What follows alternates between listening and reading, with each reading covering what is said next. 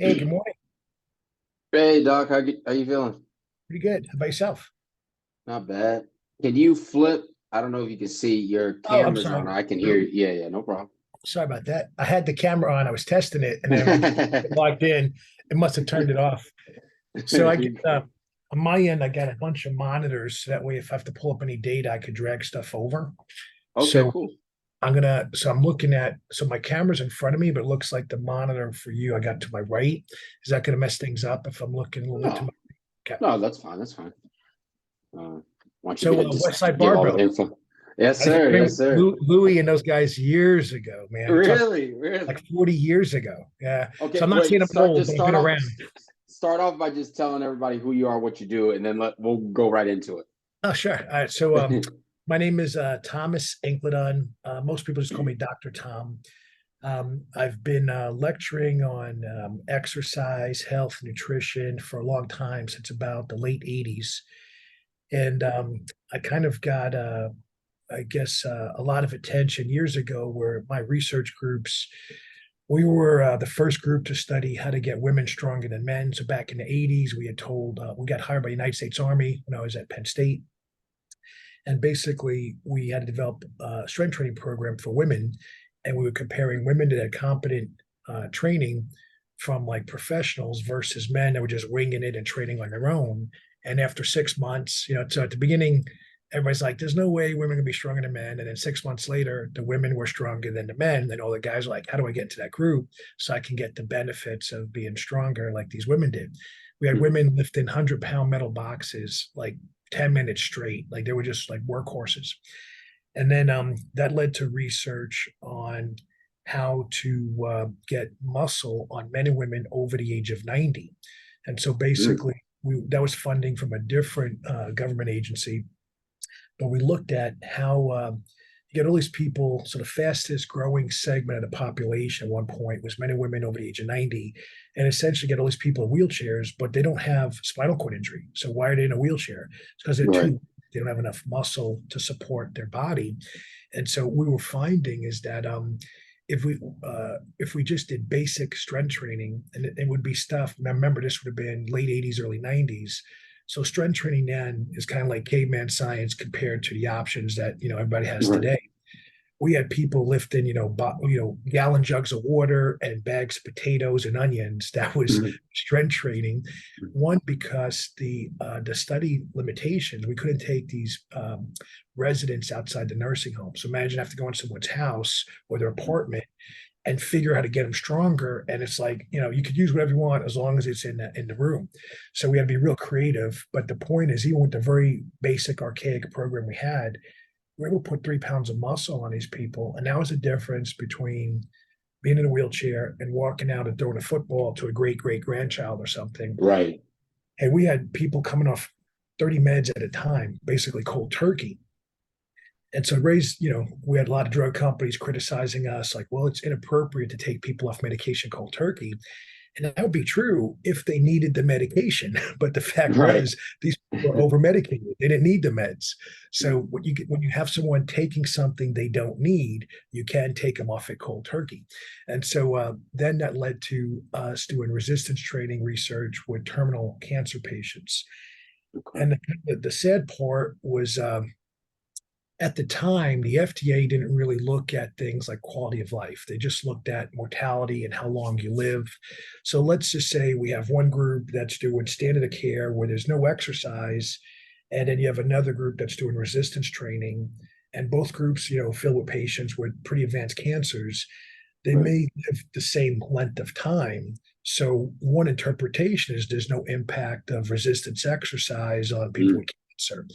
But what was really overlooked is that the people that were lifting weights, they were out and about, they were going dancing and food shopping and making love to their husband or wife, where the people in the group not strength training, they were laying in a hospital bed on morphine and codeine. They were urinating and defecating on themselves. Now you go to anyone, man or woman, of any age, any ethnicity, anywhere in the world, and you go, hey, the last 3 months of your life, do you want to be drugged up? You can't recognize your loved one, or do you want to be out and about, going on a romantic dinner or going, a walk by the beach or walk by the lake? everybody goes, I'd rather be walking with my loved one, and so forth. So I then got recruited to be a director of exercise and nutrition at another center. I worked with spinal cord injury people. So basically, anyone that had any chemical, mechanical trauma to the brain or the nervous system or rest of the nervous system. So if like a guy is driving a motorcycle or riding a motorcycle without a helmet, crashes, gets his head into the pavement or something, someone with brain cancer, someone ALS. So a lot of different damaging type of scenarios to the nervous system. And then that led to working with an athletic training center dealing with elite athletes. So I had essentially always had that exercise component for disease of different types. And then eventually we decided that I didn't really see the ethics line up with the outcomes. And I felt that in most institutions I worked at, the business interests had become divorced from biological outcomes. So for example, as important as exercise is to fight disease, name one giant cancer treatment center where you have a strength coach working with their patients. And the answer is zero. You're getting people doing like ridiculous chair exercises, Now that might be appropriate. Like, let's just say if I just had an injury, right, and I can't move and you're rehabbing me, then maybe at that point in time, like overload might be just raising my arm or something, right? But once I'm able to do that, that's no longer going to be very beneficial for me. And so we did today then is we brought in technologies from around the world. We kind of clustered them in one location. And what I did is I figured let's focus on things here that you can't get done at your giant cancer treatment centers. So you can get chemo, radiation, and surgery done. I'm in Arizona, and this is like a mecca. You have MD Anderson, you have Mayo Clinic, you have Cancer Treatment Centers of America, you have Ironwood. There's like a lot of these giant cancer treatment centers here, and they'll basically do the same thing. And so I'm like, well, why would we do the same thing that everybody's already doing? Why don't we focus on things that no one else is doing? Because that way patients have more options. So we have a lot of people come from around the world and they might go to, let's say, Mayo Clinic and get chemotherapy, or they might go to MD Anderson and get surgery, but then they're going to come over here and do the exercise and the nutrition and the really cool stuff for testing technologies that nobody's really doing right now. So that's kind of like an overview. And altogether, I probably tested almost 200,000 people, if not more. We have amazing data and resources. We've got more data on how to stimulate the immune system and get rid of like organisms in the blood than anyone else in the world. I get invited to present at conferences everywhere. And unlike most of the doctors I see, I don't give a testimonial. I'm not sitting there going, oh, I'm good because my patients get results. I say, no, we're good because our patients are gaining 10 pounds of muscle while they reach no evidence of disease. And here's the objective data that supports those, my statements. So that's kind of like a summary for your viewing audience. How many strength coaches do you guys have working at your place? So one, and that one has got his hands full. So keep in mind, we see on average anywhere from 1 to 8 people in a day. So it's not like an athletic training model. Like if I had a team coming in, I may have 30 to 50 guys at one time. Right. This is a little bit different. Think of it as we have individuals coming from anywhere in the world, and everybody's got their own set of circumstances when they can arrive, when they could leave. But we created a model that, so do you remember the old adage, like, teach a man to fish, I'd rather give a man a fish, feed him for 1 day, teach a man to fish, feed him for life. Right. So I would translate that today to be a little more politically correct. We would say, give a person a fish per day, teach a person to fish, right? So it gets perceived a little bit more favorably, So anyway, the idea though is people come in and we teach them a lot, and then essentially think of it leveraging the power of community. When they come in and they learn certain things, now we have them sort of teaching other people that are coming in. One, because if you were training with some of the strongest people on the planet and they're getting stronger, you could leverage that for your own gains to be motivated to get stronger. Like you don't have to necessarily take a supplement or a drug. You could just leverage that positive energy of success for the people around you. Now you're not going to take, you're not going to take a guy like me. I'm strong, but I'm slow. I'm never going to run like Carl Lewis or, one of these super speed guys, but I could still get faster. I'm just Yeah. never going to get as fast as, Usain Bolt. I'm just going to probably be, within my limitations. But imagine, if you had all these people together. So we've had, at one time, we've had Olympians, NFL athletes, we've had people with no arms and legs, and we've had people with terminal cancer all training in the same group. Oh yeah, And, that's awesome. Yeah. well, this is where you really see like, so the athletes, like I don't want to try to say how anyone thinks, but just like as an overall consensus, most athletes are pretty much they're trying to get better, like bigger, faster, stronger, or something along Yeah. those lines. They want to excel in their sport, which is they should be doing because that's how they get ahead.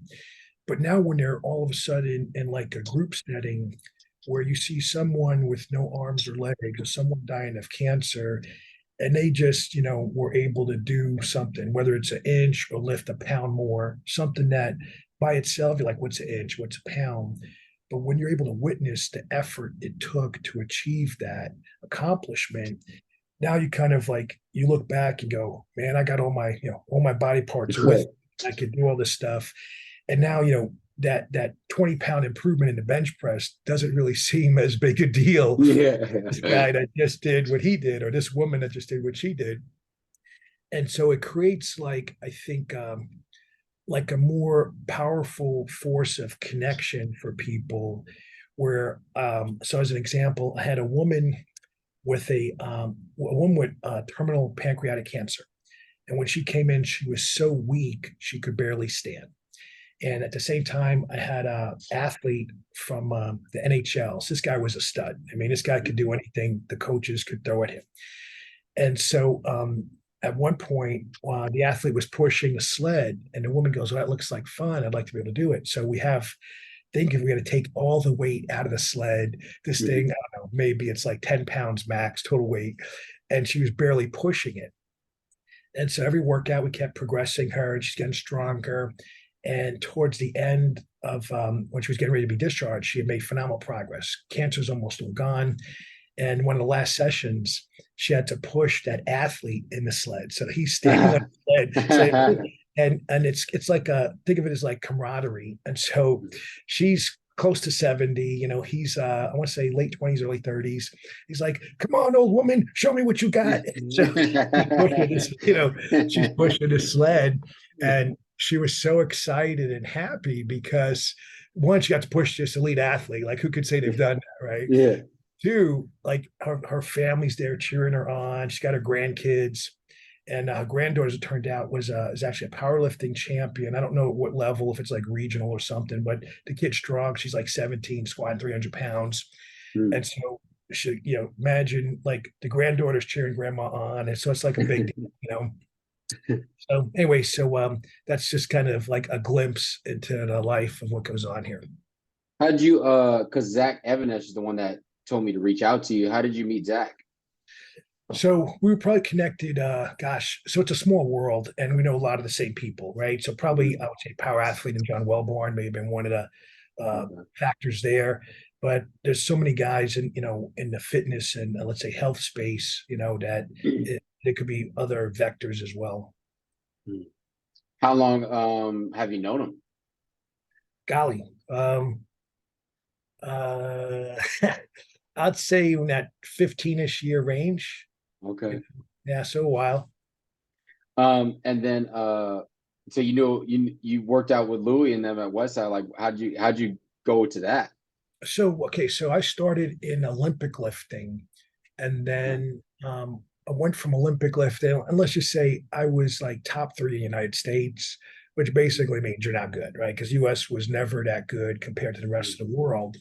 And so I was real strong. What were your lifts in the clean and jerk and the snatch?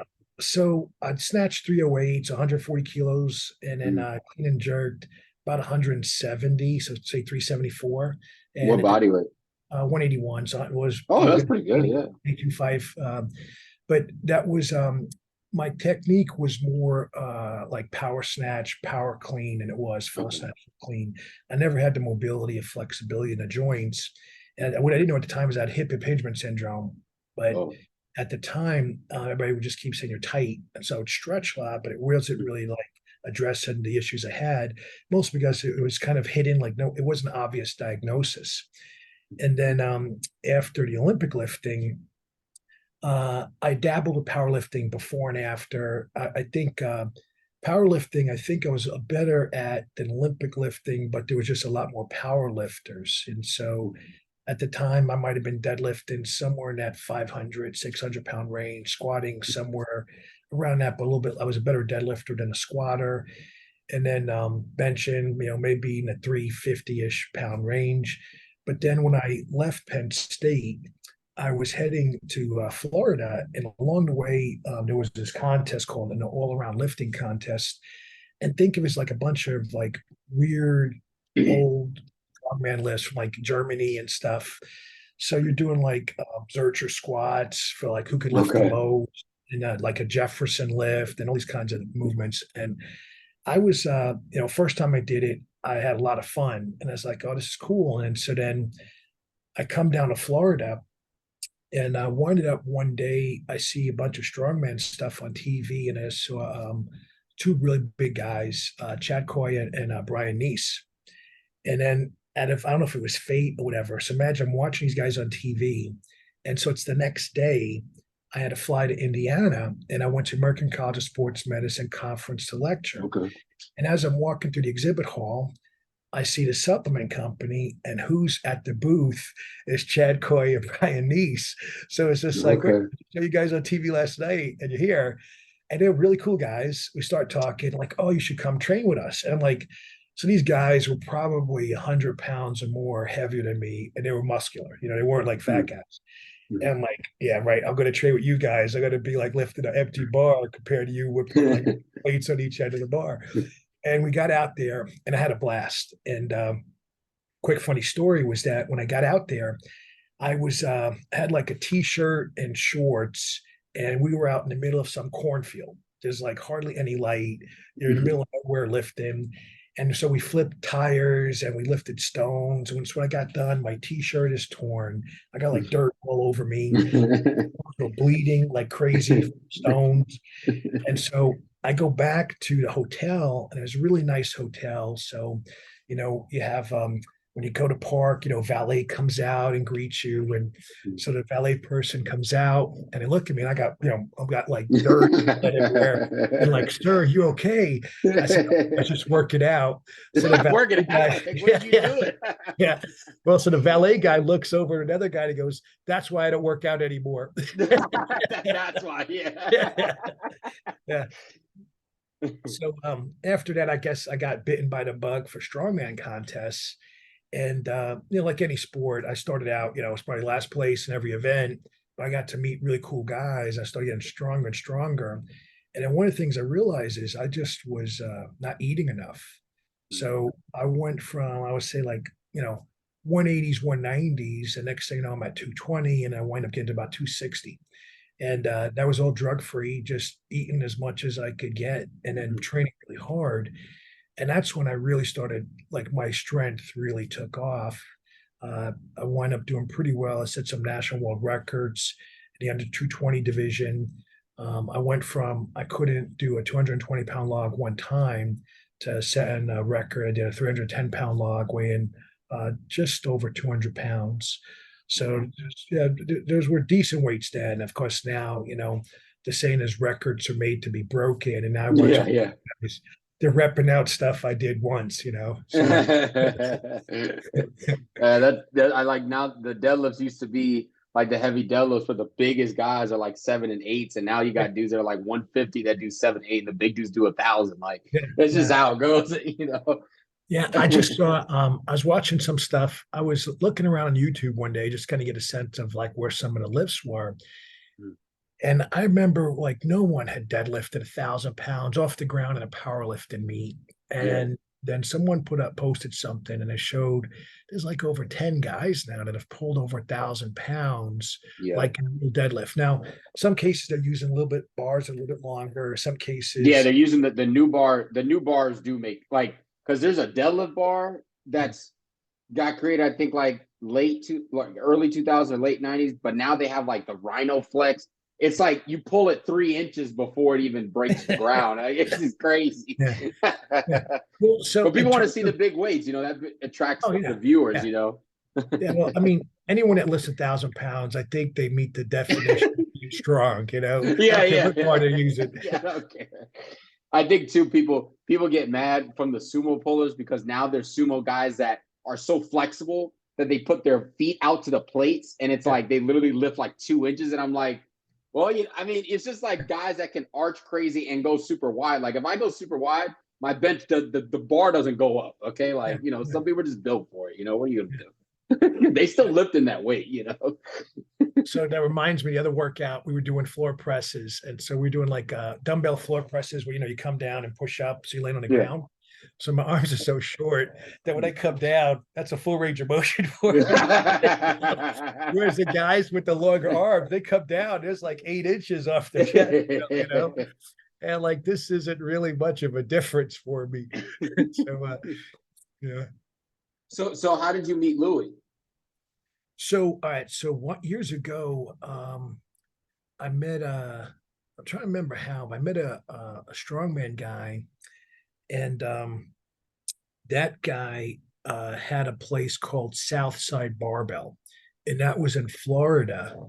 And then at some point, I think right before him, meeting him, I met a doctor in Ohio that connected me to Dave Tate. And Okay. so Dave would be lecturing, I would be in the room and I'd be like, wrong, nope, you got that, you misspoke. Like they use a lot of classical terms like flex and things like that. They Mhm. didn't really, they would use, the terminology they were using was kind of like, they were, I guess, using for context of like, using your muscles to contract more strongly, but they Mhm. really weren't following like the standard exercise definitions of, flexion and or extension in a joint, Right. and there's a lot of that ambiguity in some of the terminology. And I would read through some of the manuals and I'd be like, this is not correct. And there's a lot of mistakes in the spelling. And then so we could wind up becoming good friends because look, you're a real pain in my ass, but you're helping. And so wind up because well, most guys see like I really care, and I'm not one of those hecklers that's just trying to mess you up or something like that. I just want to make sure that we all have a common language because at the end of the day, everybody's here to get stronger, at least in those Right. circles, or perform better. And I was fortunate that I got to see some beasts. I saw, all kinds of freaks of nature. I saw guys, I don't remember everybody's name because some of these guys, I wasn't like in Ohio training with these guys. I would meet them at different events and then get like some, different levels of camaraderie given the context. But I saw guys doing, good mornings with 500 pounds. It's easy, like doing bar with me. And you're like, I'm sure that's 500 pounds because he did it so easily and so effortlessly, you almost like in disbelief, like somehow the weight got hollow when it got on his back, and you see some crazy stuff. And then you're like, okay, so I got a lot more work to do, if I'm gonna have Mm. these guys. But you didn't tell. So then, how'd you meet Louis after you met Dave? So just at some of the different powerlifting Oh, events, okay, okay, okay. stuff like that.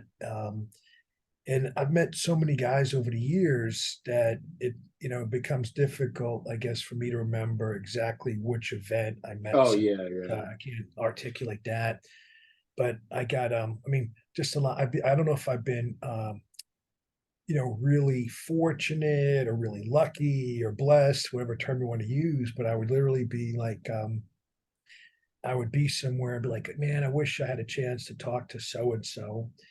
And then I'm talking one guy, and then he'd be like, "Oh, I heard he's at the event. Maybe look around." And as we're talking, I turn around, I bump into someone, I go, "Excuse me," and it was the guy that I was just hoping to meet. And so that happened to me with a couple of guys from West Side. Just back in the day, you had some beasts that were lifting some crazy weights, and I'm trying to remember. There was one guy, Chuck Vogelpine, that I had never met him. I wanted to meet him because he's like 220, squatted over 1,000 pounds. Yeah. Yeah, it's just some crazy weights. And I winded up this guy invites me to dinner in Orlando, Florida. I'm sitting down at the table and I got basically, I know like one or two people, but all these other guys, I don't know. They're all powerlifters. They'll work out stronger. Like I was like the tiniest guy at the table. And I look over to my left and I say, "Hi, I'm Tom." He's like, "Hi, I'm Chuck." And it was Chuck. So, and then I got like crazy stories like that with a lot of guys. And so, along those lines, that's how I met Louis. And then, uh, I didn't really have, because, the other guy started a Southside Barbell. I started training with those guys because it was in Florida where I was lifting. And, it really helped me a lot with my strongman training because they exposed me to different movement patterns. And, I was thinking more linear, like squat, bench press, deadlift. I wasn't thinking about variations of the squat and variations of the deadlift, and all the training tools with chains and bands. But once I got exposed to that, because of my background in education, I was then looking at things like repetition count, bar velocity. I was looking at things like, okay, how could I add different forms of progression, let's say to my deadlift? So one of the things we did is we started putting the weights at the end of the bar versus in towards the center. And if it's an inch and an eighth bar, you'll get a little bit of flexion, not huge, like some of the deadlift bars you talked about earlier. If it was an inch and a quarter bar, there's no flexion in that bar. Like that bar is going to be rigid. So some of the things we would do is we would play with the bar diameter. So we might do things like a 2-inch bar, inch and a quarter bar, inch and eighth bar. And then in terms of making it easier to lift or making it harder to lift, we put the load towards the end of the bar or then bring the load back towards the middle of the bar. And all these different adjustments were just ways to make it so we could keep lifting heavier and heavier weight. Because like sometimes you might say, well, it's only 5 pounds more, but it's that 5 pounds on top of the 700 or 800 or 900 that's already there. So, and something like the deadlift in particular, if you're not set up just right, that's like you can't even roll it versus you're ripping it off the ground explosively. There's a lot more precision in the setup. Whereas something like the squat or the bench, because you're starting it, where you're descending, you get to place the bar in an optimal mechanical position. You don't have that luxury with the deadlift. So in that regard, I think deadlifting could be considered a little bit harder, And so after I got exposed to all these different ideas from these guys, I was able to take it to a whole new level. And I met another guy, by the way, throwing a blank on his name at the moment, but he was a shot putter. And then I don't know if you remember earlier, I mentioned I couldn't press a 220-pound log, but then later on I was doing over 30 pounds. And what that guy taught me was he built a giant rack, and his rack went to like 10 feet or 11 feet tall, so much taller than I've seen anywhere else at that point in time. I don't know about today. And then he had these giant rubber bands coming from the top down to the log. So imagine like on his upper body clavicles, let's say it's like 200 pounds, but he would adjust it. So now it would get up to 400 pounds by the time we lock it out or something much heavier. And what I started realizing is it put you in a position you could work on your technique and really use your leg drive and stuff like that. And so I had set mine up. So basically I had about 180 pounds here and I had about 300 pounds at the top. And so I started working at it, and next thing I know, my lockout got ridiculously better. And then what I started realizing is that if I could travel and meet guys, and so every time I would have to lecture or I would have to travel for a scientific conference, I would hit up guys that were competing and just say, "Hey man, I'm in town. Can we connect?" So I had to go to lecture in Chicago one time, and I always wanted to meet Ed Cohen, and I never met him. I'd seen him here and there, but I never met him. And so I had another buddy that knew him, and he said, "Yeah, Eddie trains at this gym." So we're in Chicago. I go to the gym because they told me about the time he trains. And I didn't know, but there were two gyms with the exact same name, same owner, but like one end of town versus the other town. So I went to the wrong end of town. So wind up, spent a couple hours there, never meet him, was kind of bummed. Come back to the hotel, talking to my buddy, say, "Man, I really wish I would have met him because, who knows when these opportunities would come up again." As I say that, turn around, bump into a guy, go, excuse me. And it was Eddie. So, so like I said, it happens a lot to me. So now, like, hey, man, I really want to work out with you. So I'm joking around with him. I just meet this guy. I don't know him that well. I don't know him at all, I guess. And so he says, hey, I'll be deadlifting tomorrow. So jokingly, I said, oh, great. We're going to start out with 800 pounds. And so he responds in all seriousness. He goes, no, I'm not starting off that heavy. I'm only starting with 799. I have a kilo set. And I look at my buddy, I'm like, and everybody's like, yeah, he's going to start. So I go the next day and I watch him pull basically, 799 pounds 8 times with no belt. So at that point, I never saw anyone do that. And I trained a lot of I trained with John Cook a long time ago. I trained with some other guys that were, these guys were deadlifting 870 easily, 904. But I never saw any of them pull 800 for reps with no belt, their first workout of a new training cycle, And then what I wish I was smarter, but I wasn't that smart back then. And so a reason why I say this is because here's Ed Cohen, which is probably I think most people agree is one of the greatest powerlifters in history. And he was very well accomplished when I met him. So he already had world records in all these weight classes, etc. So he does his deadlifting, he does some rows and some pull downs. And so I was looking at the rows and pull downs. I don't remember the exact protocol he followed because this is like a 20-year-old story roughly. But let's just say he did 3 sets of 10 for each one. So I go and I go, how come you only did, that weight for 3 sets 10 and that weight 3 sets 10? And he says, I know my body. I know what I need. There's no reason to do more than that because I have to be able to recover so I can continue to progress. And so, of course, because I was young and dumb, what I'm thinking is, well, if he does that and gets strong, if I do more, I'll get even stronger faster. So I'm doing like 6 sets, he's doing, and it doesn't work out that way, obviously. But when you're young, you just think, I'll just work harder, right? And then that there's something about work ethic. I'm not discounting work ethic, effort, but it doesn't translate out that you do double the volume and you get double the stretch gains, because you forget about the recovery side of things. Yeah. So when you were at Penn State, is that where you got your doctorate, or did you go to different schools and you got it somewhere else? So I did a bachelor's degree in exercise science, a bachelor's degree in nutrition, and then I did a master's degree in kinesiology, which was back then would have been the equivalent of sports nutrition today. But I was I simultaneously enrolled at the University of Northern Colorado to figure out part of. I became a registered dietitian, and I need to take certain classes and do certain other things to meet the qualifications. So I was basically enrolled in 2 universities 1,000 miles apart. And let me just say, I would not recommend anyone do that. It was insanity because you have to, you can't have like too many bosses. I had a lot of bosses back then. And then after I got my master's degree, I'd applied to University of Miami. And that's another funny story. So I'm at the American Weightlifting Championships, and I was in, golly, I don't remember the kilo classes right now because they just changed them. So I want to say I was like 94 kilos, and above me was 105 kilos. I don't even know because I don't follow weightlifting that much anymore. I don't know if that's even in effect.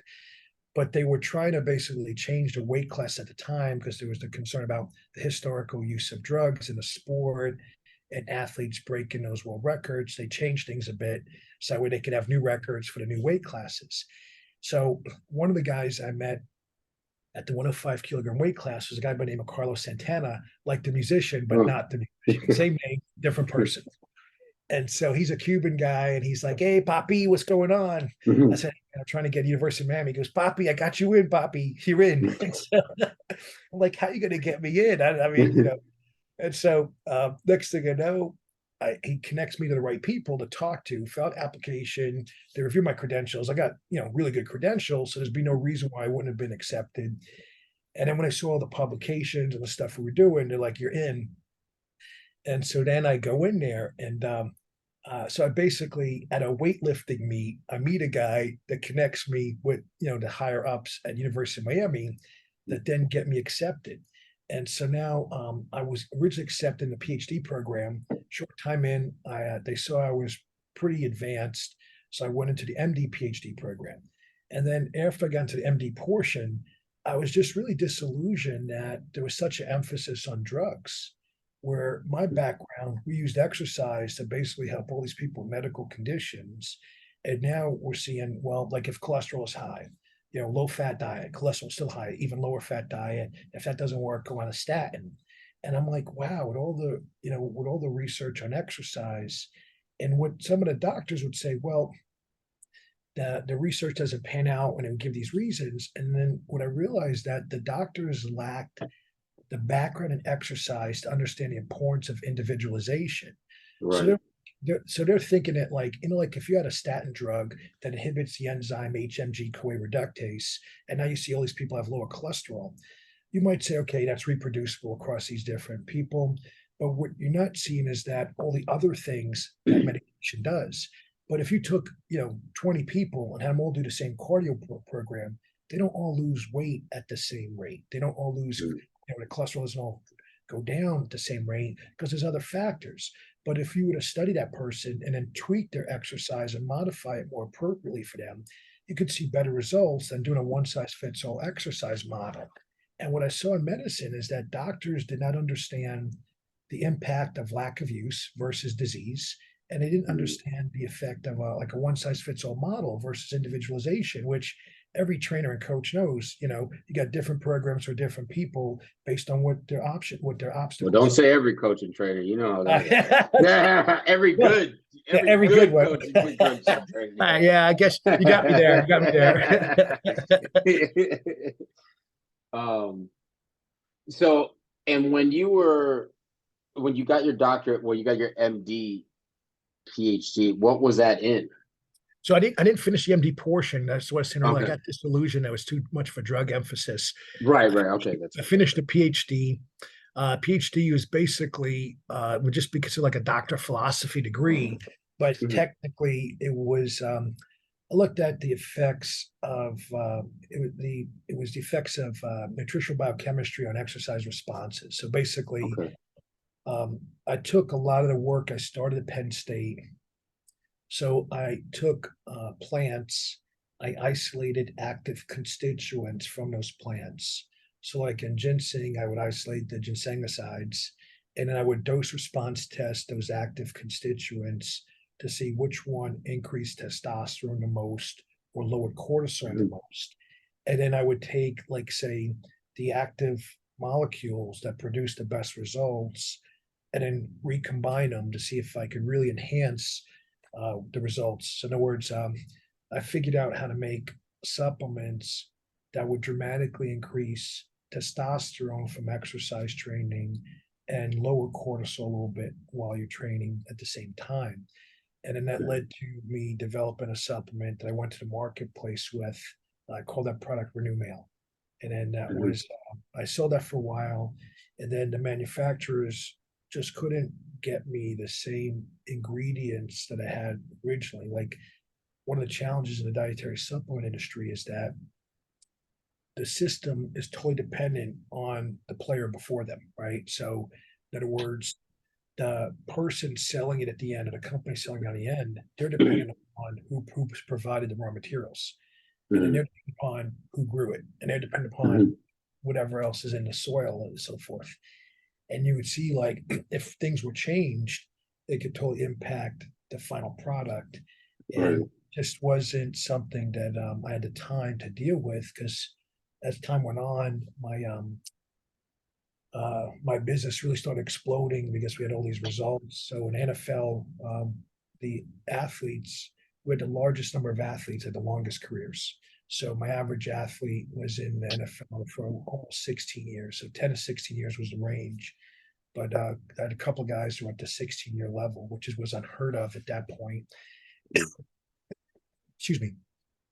And then I also had it came out that if we worked with 8 athletes before a game, we won that game.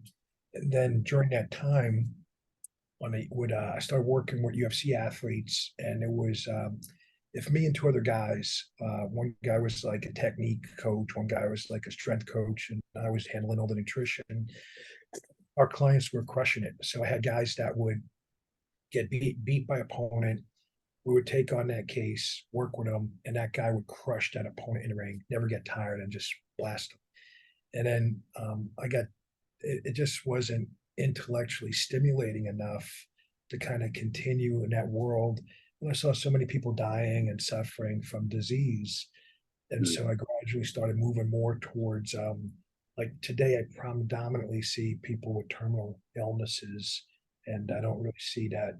I see like maybe 10%, like most of the athletes I see, it's the kids of the guys I took care of years ago. Yeah. Okay. So it's not like we're out recruiting for the next combine or something like that. Right. And so how long have you, so is it your practice, the place that you're at? How Yes. long, how did you open it, and how long you guys been in business? So I have 13 companies in the healthcare space. Most of them deal with intellectual property. So we make a discovery, we patent it or copyright it or trademark it, whatever be the appropriate term for what we're doing. And then that's spun off. So think of that as like I'm able to make money off my brain. So I don't do Okay. anything, license that out. And then that revenue gives me the funds I need to buy anything I want. And then in our center where we actually treat people, but then we get hired by groups to test products and test different gadgets. So like a lot of companies will make products and say they do, A, B, or C. And if you say, hey, can I see your research? They send you research on other equipment. They have no data on their own products. So we get along, we say, well, we're actually going to test people, do the treatment, and test them afterwards. And so I got, all kinds of data I could share if you want me to share anything. But we measure people using different types of therapies, whether it's ozone or oxygen or exercise. And then we just see what happens to their hormones or lymphocyte responses, or we measure plasma microbiome. So to kind of answer your question originally, I started the company in theory around 1989. And at the time, I was just, a guy answering questions, if you will. I didn't really see people. And if I did see them, it was mostly to take them in the gym to do like help them with their workout, understand how to modify their exercise selection or their mechanics, things like that. And then as time went on, I started writing for every major muscle, fitness, health type magazines. I wrote for Flex, Muscle Oh, wow. Fitness, Men's Health. I was online. I wrote for T Nation. Well, it was Testosterone, and it was T Nation. I'm not sure what they're calling now. And so I had, thousands of articles that were written over, a period of time for all these major magazines. So I got, a lot of attention in that bodybuilding space or community. But, I got tired of, I met a lot of cool people, but I got tired of answering, how much protein should I eat every day? Like Right. it just wasn't enough to satisfy like my desire to show that, hey, I really am competent and I can figure out solutions to very complex biological problems. And so that led to when I would consult with people, I would tell them, here's a test you should have done. And then they would say, well, nobody told me this. How come my doctors don't even know what these tests are? And the next thing I know, these people were telling their doctors about me. And then doctors would literally request me to come out and see their clients where they were.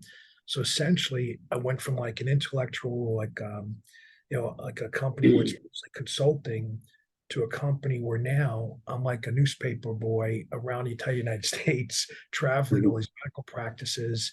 I'd walk into a building, never been there before.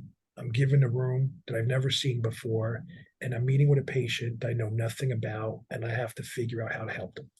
And I excelled at that. We crushed it. I had all these people with terminal conditions responding, and now I'm in 20 states in 30 days every month of the year. So I'm bouncing around like a human pinball.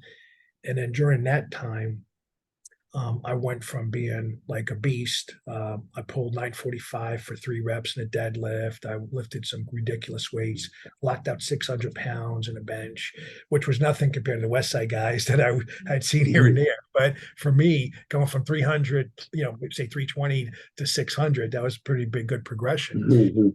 But I wind up getting exhausted. And so my health declined. I realized while I satisfied my intellectual curiosity, I came at the expense of my own health, developed 3 autoimmune conditions, had all kinds of, one point, I get tested by a doc and I'm like, something's really off. And every hormone in my body was like 0 or below normal. So imagine every hormone that could be measured, it just looks like, it's blank. So doc was, there's got to be something wrong here, right? Because I've never seen this before. So they retest me and it's almost the exact same thing. So you're stuck with, okay, either maybe there's something that my body is producing interfering with the assays, which is a possibility, but unlikely given a number of different hormones. Like it's unlikely one substance or substance can interfere with everything, or there's some serious endocrine dysfunction. So that doctor's solution was to put me on like 30 medications. And Right. I was like, I set these world records and now something changed. And like all these hormones could not have been that low back when I was lifting these weights. Right. So something had to change. And what we have to figure out is what changed. But they ran a lot of tests and everything was come back normal in one area, but then, all messed up in other areas. And so the solution that, let's just say, allopathic medicine had, it just didn't resonate with me because I didn't see that as providing a long-term strategy where I saw myself getting healthier. What I saw them providing me was like a patch job that gets me surviving today. But in the end, I would just wind up being on more and more medications, which indicates I would not be getting healthier. My health would be declining. So then I was like, all right, I got to go backwards and look at, the model that we developed for all these athletes. How do I tweak that and apply that to people with disease? And so essentially that's what I did. And then today, all my hormones are fine. 3 autoimmune conditions are gone. I don't have any evidence of any autoimmune diseases. And a lot of issues that I had in the past, there's no evidence I have any of that at all. And I don't take any medications unless I want to. I don't like, but I don't have to take anything to be healthy. So we've taken that model now and basically created that here. So basically, every patient, we have sort of like an algorithm where we review the previous medical records and an overview at them. Here's where technology shows a better option for testing than what you've had done. And so we're able to find all kinds of unique things with each person and then figure out specifically what to do to help them. But across the board, for anyone, regardless of their occupation, their goals, or their disease or their syndrome, we recommend vitamin mineral testing of toxins like environmental toxins, mycotoxins, heavy metals, and the new PFAS chemicals that are becoming pretty well known. And the reason is it's pretty well known now that chemicals from the environment are the reason why you see an increased number of all these medical conditions. And what's a little misleading, in terms of the way governments represent stuff. So what government agencies say is, hey, we're winning the war against the disease. And what they leave out that is totally a lie from a perspective of they're finding disease sooner and earlier. So in other words, if we catch, let's say, cancer at stage 0-1, there's a lot of options to treat that easily. But look at what impact these therapies have had when you have stage 4, and you see no impact at all. But you see the increase in expense has gone up thousands of times. So if we compare like pre-1983 expenses for treating a disease to post-1983 expenses for treating the same disease, it's like this J-shaped curve that's gone up exponentially. And in my early work, when I did some research, what I basically found first was the number one reason why people with cancer were dying from cancer was they were getting improper medication. So either the drug was mislabeled, so wrong name on the vial, or the drug dose was inaccurate, the wrong amount was being given. And that's on the manufacturing side. So it has nothing to do with the hospital, the staff, the doctors and nurses, just the product coming in has got error. Second thing we saw is that doctors were so sloppy, the nurses couldn't read the writing. So whether it was a 1 or a 0.1 or a 10, so then you have an inaccurate dose being administered simply because of illegibility. They couldn't read the guy's writing. And so we started seeing that there was all these medical mistakes that were in the system. And as we started playing around with these, looking at this data, we started figuring out there's opportunities to help all these people that are not being explored. And then, so today we've just, got it really dialed in where we know the right labs to use for testing. We know where people should be. And then we could actually, we test people around exercise to see what exercise is best for stimulating their immune system to fight cancer. And those are things. Wow. Okay. Yeah. Okay. Then that's interesting. Yeah. And it's been ignored all this time. So the number one biggest stimulator of the immune system is exercise. Yet you don't see that done at any institution. What you see normally is, they'll talk about immunotherapy. What they leave out is the failure rates of immunotherapy. 80 to 90% of the time it fails. So you got all these people being told to do something that has such a high failure rate, but they're told, oh, this will work for you. And they're not really given the complete story because it's considered a standard of care approach. So yeah, that's what I'm doing now in my chemotherapy. This is the second time I'm doing it, and they've added an immunotherapy drug to the new one, but I didn't really explain like what the hell that even is. So yeah. So what I would do, say in a case like yours, I would first review the medical record, see what was done, see how the diagnosis was made. I would look at what genetic testing was done. One of the things that is often not done, I could show you quickly if you want me to share. Yeah, please. All right, so give me 1 second here. I just want to make sure I don't go. I have some patients coming in, and I just want to make sure that I didn't screw up my schedule here. So, all right. Yeah, my dad had oh God, I always forget. I have Hodgkin's. He had non-Hodgkin's, same age, and no history of it else in my family on either side. But except for my aunt on his side of the family too, and they both were at military camps where they're in those ones where they're allowed to sue because like they were polluting the water and stuff. Because like in our family, there was no other history of cancer except for those two and then me. So I'll show you some stuff that may or may not be news to you. Give me 1 second. So over here. Okay, can you set it up so I could share my screen? It says it's disabled. Yes. Right? So what I'll do is I'll make you the host, and then you'll select share the screen. Okay. Make host. Change.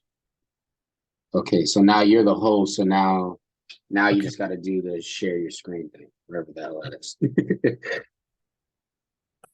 Hold on 1 second.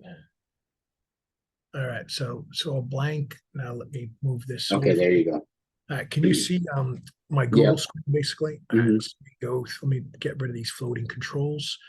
All right, so basically, I just went into Google. So I'm gonna go backwards one. So just google.com, and I could just type in how many genes does, and this would be, think of it as like a fill in the blank. So I'm using Garden because it's a common test that's ordered. And now as I go through this, you say, well, how many genes? So the Garden test does 80 plus genes. Okay. So now you'd say, well, how do I know how good this is? So I can go put in another lab. So I'll put it in Foundation. And these are some of the top labs that test. They look for mutations in cancer cells that are linked to cancer, potentially. Now notice this lab does 324. And then I could put in, I'm just going to use 3 labs so it gives you the example. This is Tempus. If I scroll down, Tempest does 648 genes. Now, why does it matter who does the most genes? Jeez. Well, it matters for this reason. So if we go to the KEGG, cancer pathway, oops, and this is what scientists use to look at defined pathways in cancer. And this is going to show an image in a moment when it loads up. And basically, this site gets a lot of use. It kind of gives you like, think of it as like a schematic diagram of all the pathways in cancer. So now think of this thing. So let's just say it doesn't matter the cancer someone has, but let's just say only these genes were tested for. If only those Right. genes were tested, then the oncologist can only make, they only have like 3 or 4 possibilities for treatments for you, right? They don't have a lot of options. But let's say I test even more genes.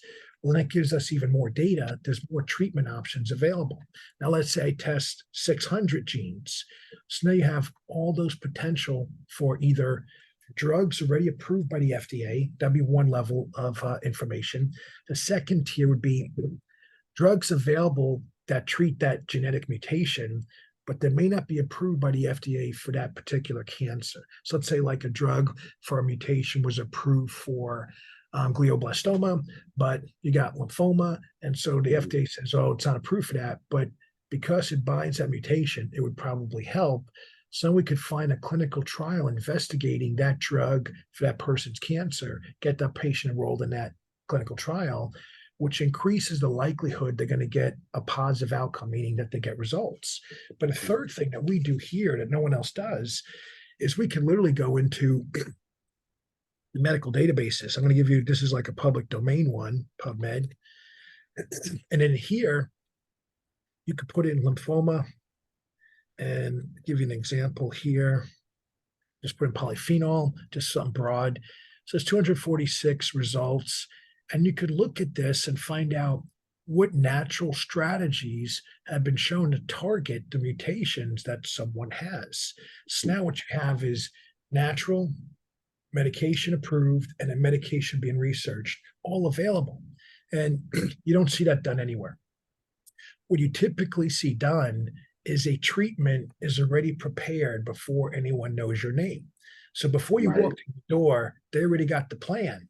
And then you would say, well, how do I know this works for the cancer in my body? So I did, I have. How do I make it individualized? Exactly. And, everybody do cardio. You got to run on a treadmill. And then a guy comes in, he's got no legs. Like, how would that even? Right? But trying to get the skier going, seated. Right. Yeah. But that's literally where oncology medicine is at right now. Everybody's getting the same thing. And the reason why they do that is because when it doesn't work, you can't sue them. You can't sue them because they say, well, cancer has no cure. I go, wait a minute. Name one thing in history that works for everyone. Just name what it is. There's terrible response because we already know every human being is unique. And that's where I think there's some big gaps right now. And now, do you think that's because like the money for further educating the doctors or more individualized treatment is just more money to do it, so they don't want to push that? So you got a number of possibilities. One is that so drug companies fund research now in every major medical institution in the world.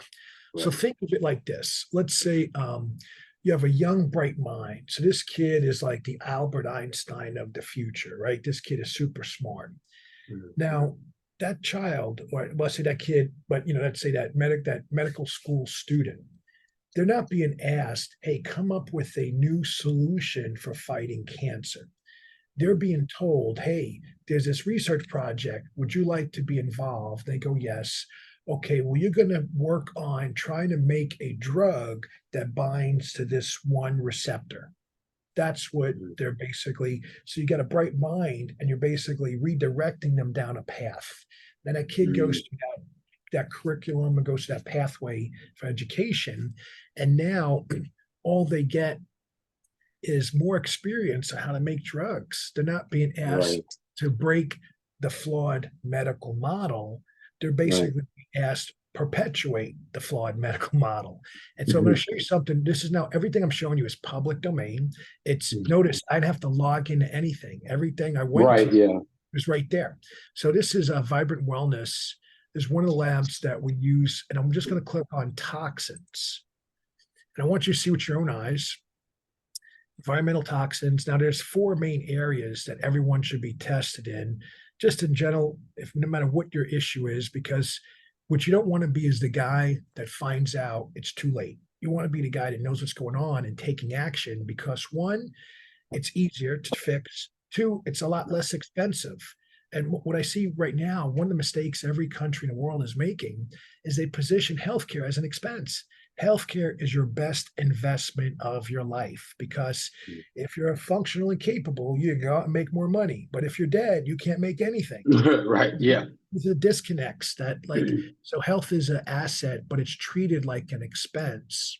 So because of that, people approach it. Nobody says, "Oh, let me take on more expenses." No one wants to do that.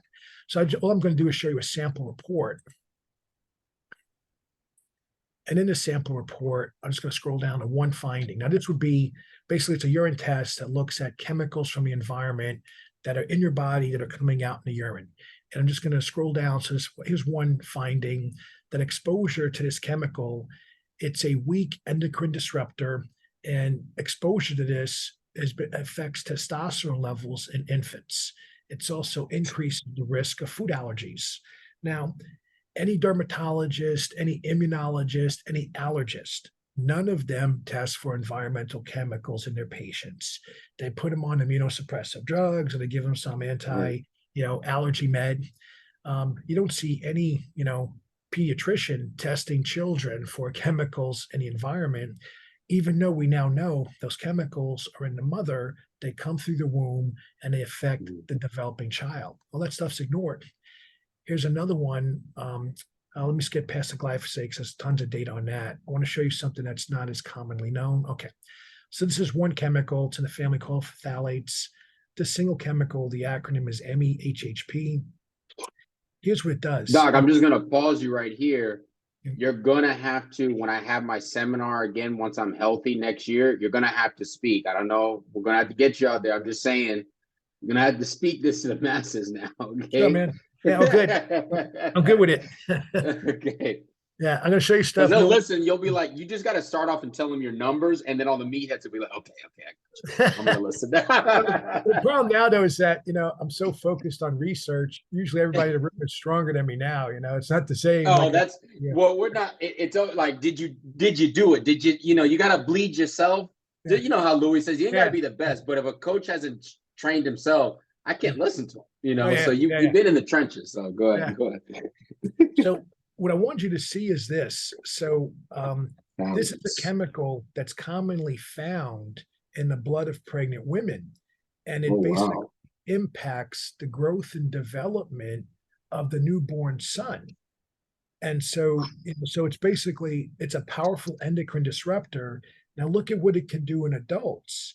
It can cause reproductive damage. It can depress leukocyte function and even cause cancer. It's been associated with diabetes, insulin resistance, breast cancer, obesity, metabolic disorders, and immune disorders. It affects the neurodevelopment of a child, and it can cause autism. And so my reason for sharing this is simple. This is one chemical. Look at all the different ways it could harm humans. No endocrinologist, no internal medicine doctor I've ever met tests for environmental chemicals. If you have diabetes, they put you on metformin or Jardiance or some other glucose-lowering agent, but they don't ever question, well, how did you get diabetes now when you didn't have it when you were younger? They're not looking at what changed. They're just simply treating you where you're at. And so what's happening is anyone that has cancer, basic biological question, how come my immune cells aren't killing this cancer? That's ignored in oncology medicine. They just go right to treatment.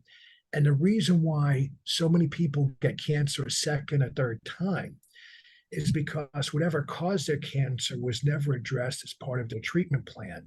All that was addressed is, hey, here you go, take this drug and let's see what happens. And so we have ways now of measuring things in incredible detail. So first, I would do this, like I would do the chemical testing on anyone in like period. Like it doesn't matter the disease or diagnosis, but I would especially do with people with cancer. Now, the way we're set up here, I'm not married to the lab. I'm not married to the technology. I am committed to helping the individual in front of me getting the best results possible. So if I have Mm, someone who's going to go, hey man, I'm on a budget, I can only afford X dollars a month, then I would come up with a long-term plan and help them to do a little bit at a time, so that way they could get results and make forward progress, but they stay within their budget. If I have someone that says, look, I got all the money in the world, I don't care what it costs, and I would just do everything at once, simply because time is the biggest enemy for people with disease. Like you could feel mm, great today, and then things could take a turn for the worse, and you may not feel as good within a week or two. So, right. if at all possible, you want to get objective data as quickly as possible, because that way you know what you're dealing with. And so, in the case of like on the mutation side, we look not only at the genetics, so-called somatic mutations of the cancer, we also look at proteomics. We look at the proteins to see what's driving that cancer, when it can be measured. Not every cancer type is some of these test technologies may only be available for like solid tumors. They may not be available for hematopoietic cancers, like blood cancers. So, so basically, we leverage what we can when it's available. Now, in terms of, I showed you the stuff here on the environmental toxins. Let me show you something else, though. Same lab, different section. They do one of the best lab. They do one of the best micronutrient panels in the world. So I watch all these people take supplements, and I ask them, well, how do you know you need that? Like, what's the basis for you taking Right. that? It'd be like saying, hey, man, I put oil in my car. You should put oil in your car too. And you're like, dude, I got an electric car. What the hell? And so Right, right, right. people don't think about the differences between people. They just read it online. They assume it's going to apply to them. This is a good thing, but like, what if you already got that? What if you already hitting that requirement through your diet somehow? So like, you got to get that panel done, right? Is that kind of like Yeah, what you're saying? right. Yeah, because there's no way. Okay, so no human being on planet Earth that I've ever tested has every nutrient dialed in. There's no Right. way you could know. Like, let's say I take every supplement in the world, then that doesn't mean that I'm utilizing all the pills I'm taking. So one Mm, of the ways I evaluate physician competency, I ask them the difference, do they know the difference between intracellular and extracellular nutrients? Almost 100% of doctors don't even know how to answer that. Most people are talking about things like digestion and absorption. That is super, super basic and also outdated. The name of the game is utilization. If it doesn't get into your cell, it was a tease and you don't get credit for your effort of time and money. So every expert in the world, doesn't matter the nutrient, like calcium is a classic example of a nutrient. You talk to any calcium metabolism expert in the world, they'll have the same conclusion. Take any form of calcium you want, take any dose you want, but if it doesn't get into the cell, it doesn't matter. so, mm, so basically, it's got to get into the cell to build stronger bones. If you don't get calcium into the cell, then it doesn't matter. The bones won't get stronger because your bone cells can't use it unless it's inside of it. And so think of that for every cell in our body needs every nutrient. So what these guys do here, they measure what's outside the cell in the serum, and they measure what's inside the lymphocytes and the neutrophils. And they measure in some cases what's inside red blood cells. There's sometimes when a red blood cell test may be a more precise measure of status of the human body than a white blood cell test. Now, this is a table format here. So looking at the numbers, it's technically correct, but it's a little bit challenging to make sense of how relatively how low or high someone is. So I'm going to do is just fast forward past the data here, and we're going to go right into, this is the more graphical depiction. And I just want to draw some attention to a few markers. So first, vitamin A. So it's definitely in the blood, but now you look at the cell level and it's very low. And this is very common. There's a number of failure points why nutrients don't get into the cell. We've treated hundreds of nutrition, book writers here at Causenta. Not one of them was healthy. So all these guys that write books that yeah. become bestsellers and talk about, follow this diet or take this supplement. We test those guys here. Their blood chemistries are horrible. And it's very simple. they may have had a problem at one point and they did some diet. Doesn't matter if it's ketogenic diet or a high carb diet or anything else in between. At that point in time, that diet helped them overcome whatever issues they had, but they made the mistake of staying on the same diet for too long. And now what they Law do, of accommodation, it applies to nutrition too. for sure, absolutely. Right. Plus, not only that, the healthiest people eat the widest range of foods. Mhm. And then there's one really simple reason. Let's just say food A, and let's just say, for argument's sake, that food is very low in selenium. Well, if I only eat food A, I might get certain nutrients, but I'm never going to get enough selenium.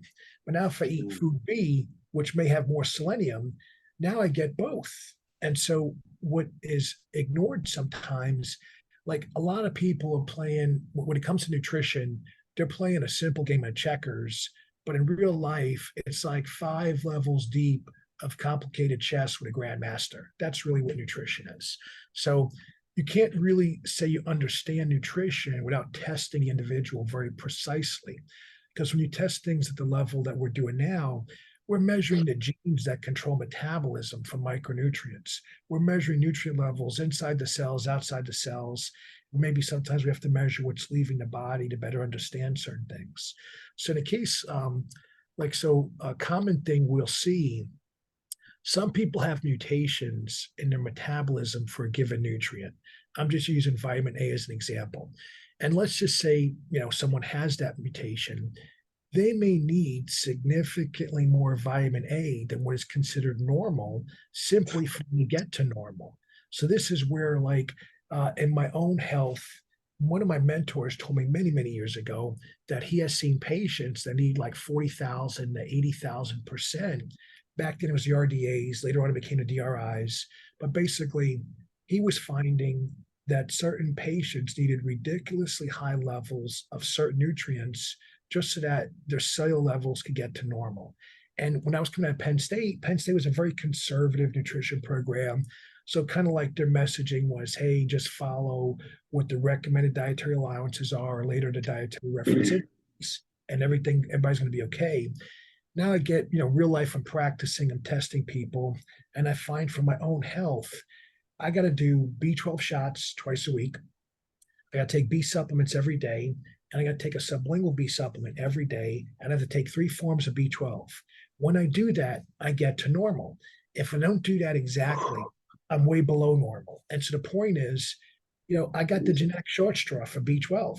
So I got to step up and really put some effort into B12 intake to compensate for all the genetic mutations that basically make me, have poor metabolism of B12. I can absorb it fine, but I can't utilize it very well because of genetics and possibly some chemical exposures. Nobody, most people don't have that kind of level of detail. So when we test them and measure these things, what we always see is people say, well, I was taking zinc, and how come my zinc is still low? Well, I was taking magnesium, how come it's still low?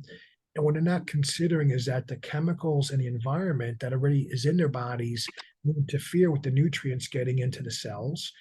Or maybe, like some cases, sometimes things are counterintuitive. So, as far as the research goes, one of the best form of magnesium is called magnesium L-threonate.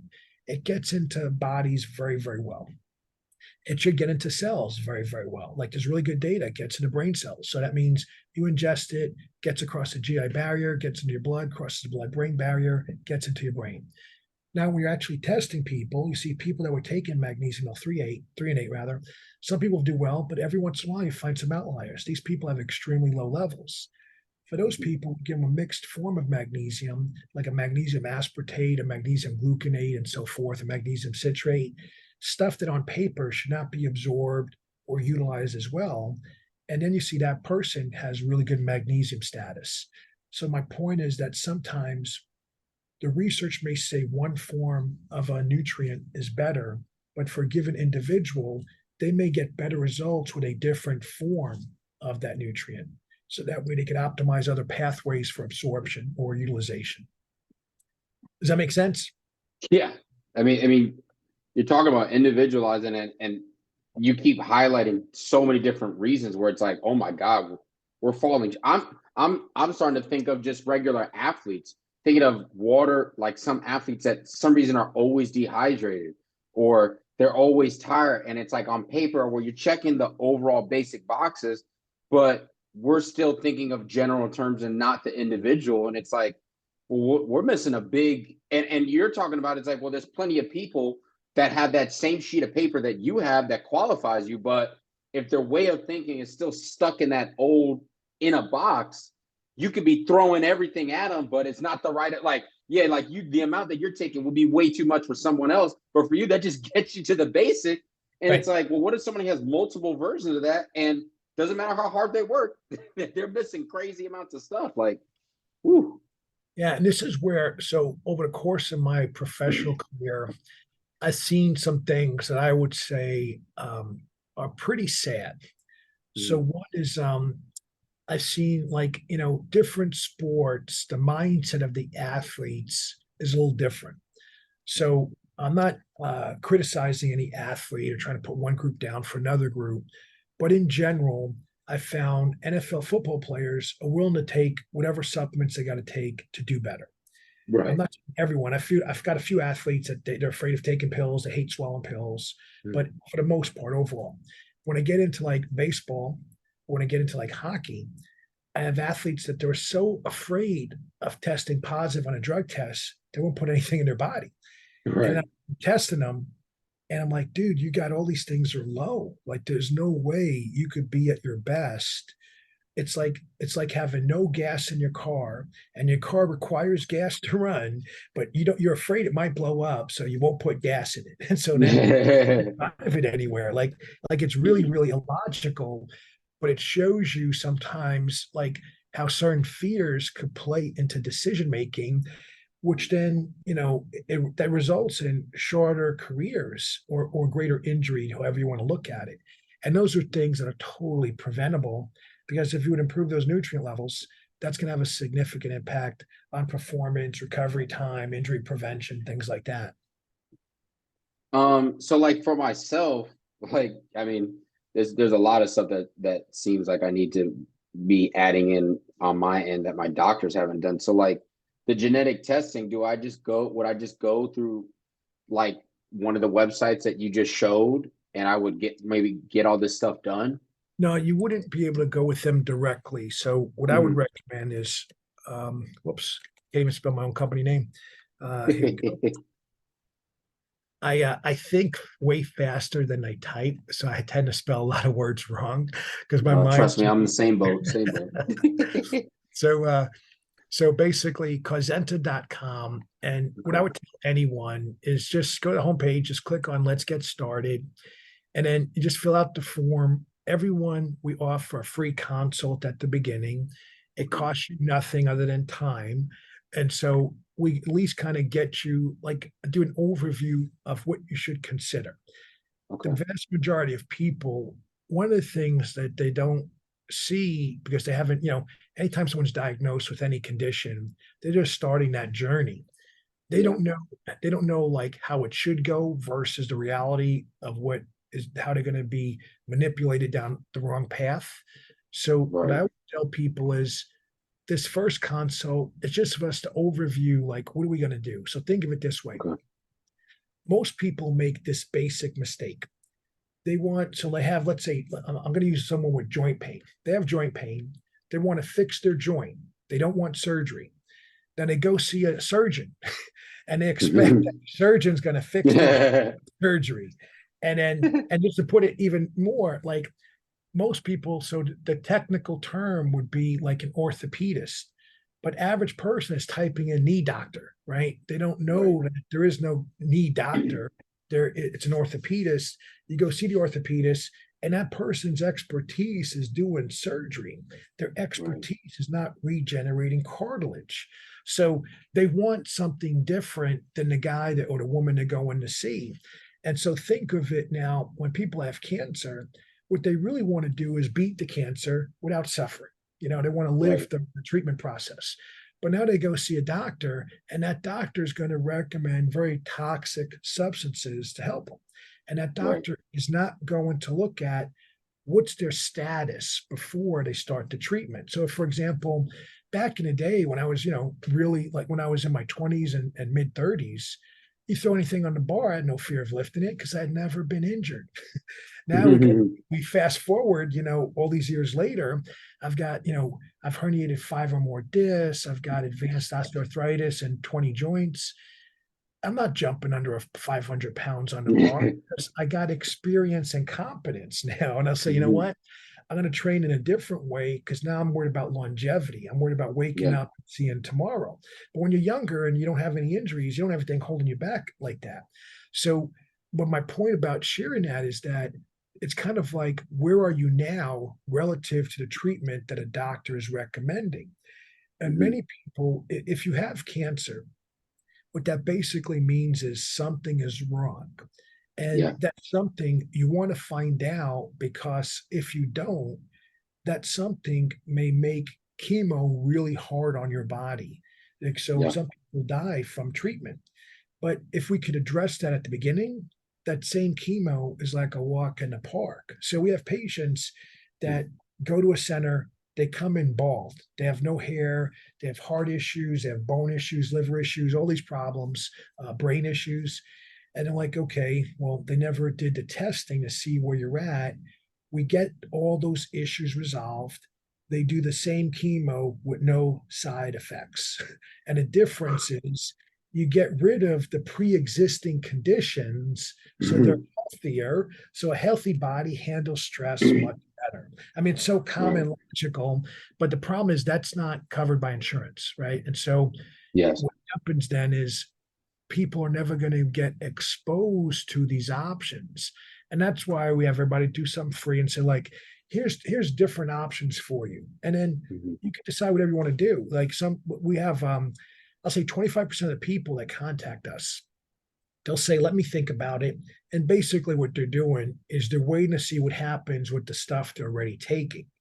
And then those wind up having, the majority of them have some complications at some point. They may beat their cancer, but now they got a heart issue or a brain issue or a lung issue or a liver issue. So now they're cancer free, but now they got to spend a good amount of their time and life treating a second or third condition that developed from the cancer treatment.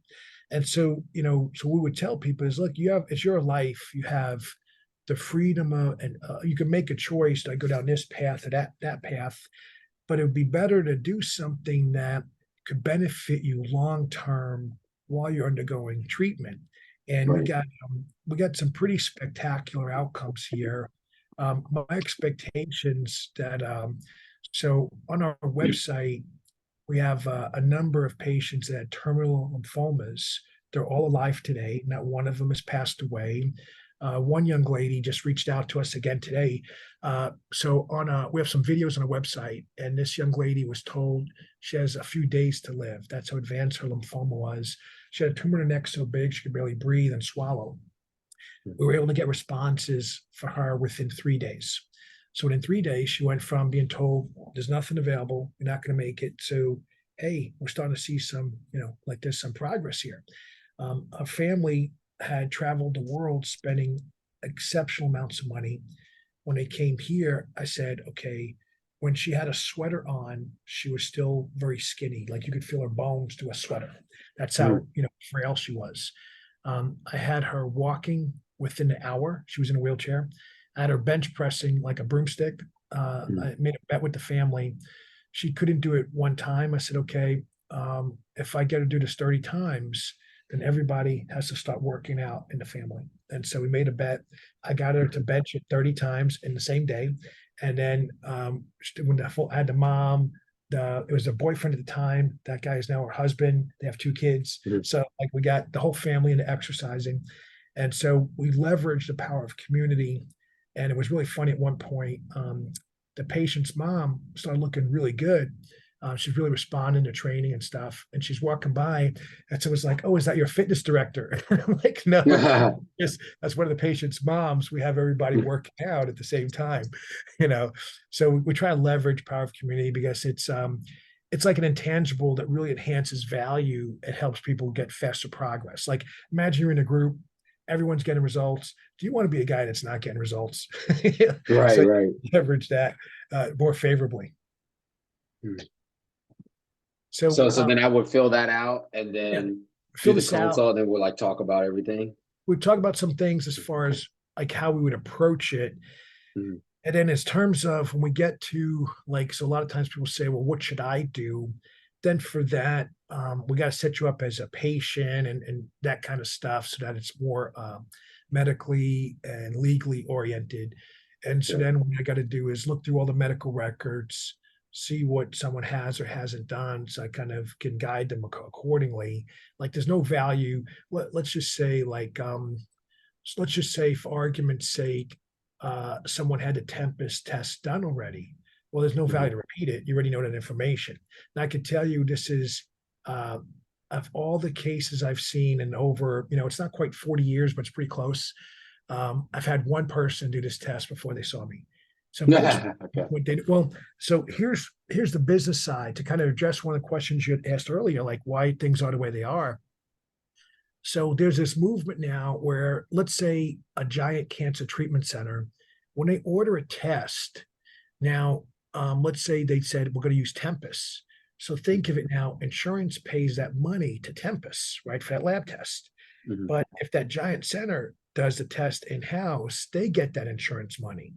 So there's competition between like these giant centers don't want to be using a lot of outside resources because it's less revenue for them. So Right. that's why you see like some of these places do internal testing. Well, they're only looking at maybe 70 genes.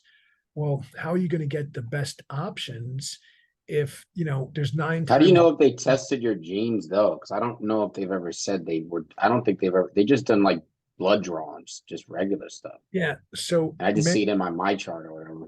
yeah. So, well, one, you could log in and look for it yourself, or two, like when we do our consult, that's the stuff I do. I review all the Mhm. records. I can tell you if genetic testing was done or not. Mhm. But getting back to the standard of care model, so it is not required by law that they do this testing. So remember, Right. standard of care model, once you're diagnosed, they could go right to treatment. There's no like there's not they don't do a pre-test to make sure you're going to respond to the treatment necessarily. Right. So they just go forward, and then you're like, how do I know if this is working, etc. Now, usually though, with blood cancers, there's usually easier markers in the blood to measure to see if there's a response or not. But in some cases, you may want to get additional tests or other tests other than what was originally done because you want to basically make sure you're getting the best possible care and best possible results. Mhm. Wow. Um, have you ever talked at the Swiss? Yeah, years ago. So I know Oh Ken. wow. Okay. Yeah, we know each other for a long time. I don't know. It's such a small world. One of my buddies that was with Power Athletes with another company now, but he reached out and said, "Hey, I just was talking with Ken," and they were like, "Oh my God, I remember." So I would think I was still a young guy in college, and I met Ken. I had no money, and I went out. Ken has got me introduced to all these hockey players. I was like, Ken, I got no money. He's buying all drinks all night long. I can't afford to eat. He's buying all my food. So, I got some, like I said, I got a lot of old stories because I know a lot of these guys for a long time. So I was always very appreciative of Ken for obvious reasons. When I was up and coming, I couldn't even afford dinner and stuff. There were these guys I met that really helped me out. Yeah, I went for the first time last year, and I loved it. I was like, "Woo, nerd out in here." Well, there's so many cool things that that are available now. So one of the things, like, let me show you. I'm going to share. There's a PowerPoint presentation I just did. It was November of last year, but this is data that most people will never see in their lifetime. So this was the effects of exercise with oxygen therapy on immune parameters in patients with cancer. And I'm going to show you a patient with lymphoma. So first, this is just one section of the gym, but basically in our building half of the building is a gym. We got a lot of high-end equipment. I know the guys from all the main manufacturers. We redesigned the power rack over a decade ago. So basically took a rack and reconfigured it so 6 people could train in the same footprint of space at one time. And we got it designed. You could drop over 2,000 pounds and it's not going to bend anything. And so the joke we have with people when they come in, if you break it, we will sponsor you in the future for competition because you're not breaking this stuff, you know? And then this is technology. So this company hired me to investigate the physiological effects. Essentially, I'm going to refer to this as an ozone steam sauna. When I say that, though, Whoa. it's a dramatic. It's really simplifying. This is way more powerful than what I just said, but I just kind of simplify it that this technology is 10 different things at one time. It could really benefit people, but Whoa. conceptually, just so people get an idea, you sit down in the chamber, you close the door, so just your head is out of the chamber, and then we do all these different therapies at one time. So I primarily use this. So, like in the case of someone with cancer, I use it for 2 purposes: one, to oxygenate tumor tissues, and 2, to get rid of chemicals from the body. Now, if someone doesn't have a tumor, then we're just using it to get rid of the chemicals from the body. And then we drew blood from people before and after to measure changes in their blood parameters. So again, we're the only place in the world doing this stuff, like measuring people before and after treatments. I went to this conference, all the people presenting, not one doctor tested anything. So you have people lecturing on what to do, but they don't have any data directly on the people they're trying to help. And we have that data on, quite a bit of people. So as a side tangent, this is how you kind of evaluate like the competency of the person you're dealing with. Do you see my spreadsheet here? Yeah. Okay, so this is a snippet. Remember I was saying we've tested almost 200,000 people. We got all this data on human genetics, human proteomics, microbiome genetics. We've got even RNA of different areas of human health and microbiome. So this one is we're now connecting chemicals from the environment with the genetics of humans. And so this column A, this is just like a snapshot of some data, so that basically I take some data, put in a spreadsheet, manipulate it, so I could show the programmers that handle the artificial intelligence aspects of things how I want everything to look for when I'm looking at the data for myself. So what I want you to see here, this is mycotoxins, and then it goes down. Now it's heavy metals. These are just the main categories. Then environmental toxins, and then it gets down. You'll see this is called PFAS chemicals. So when you see like blank, that means there's no data for that patient at that time point, simply because not everybody does every test. And these chemicals have been around since roughly the 1940s. But even though they've been around all those years, it's only recently now that companies are commercializing testing for this stuff in humans. So for decades, we knew this stuff existed, but you really couldn't get tested to even see how much is in your body.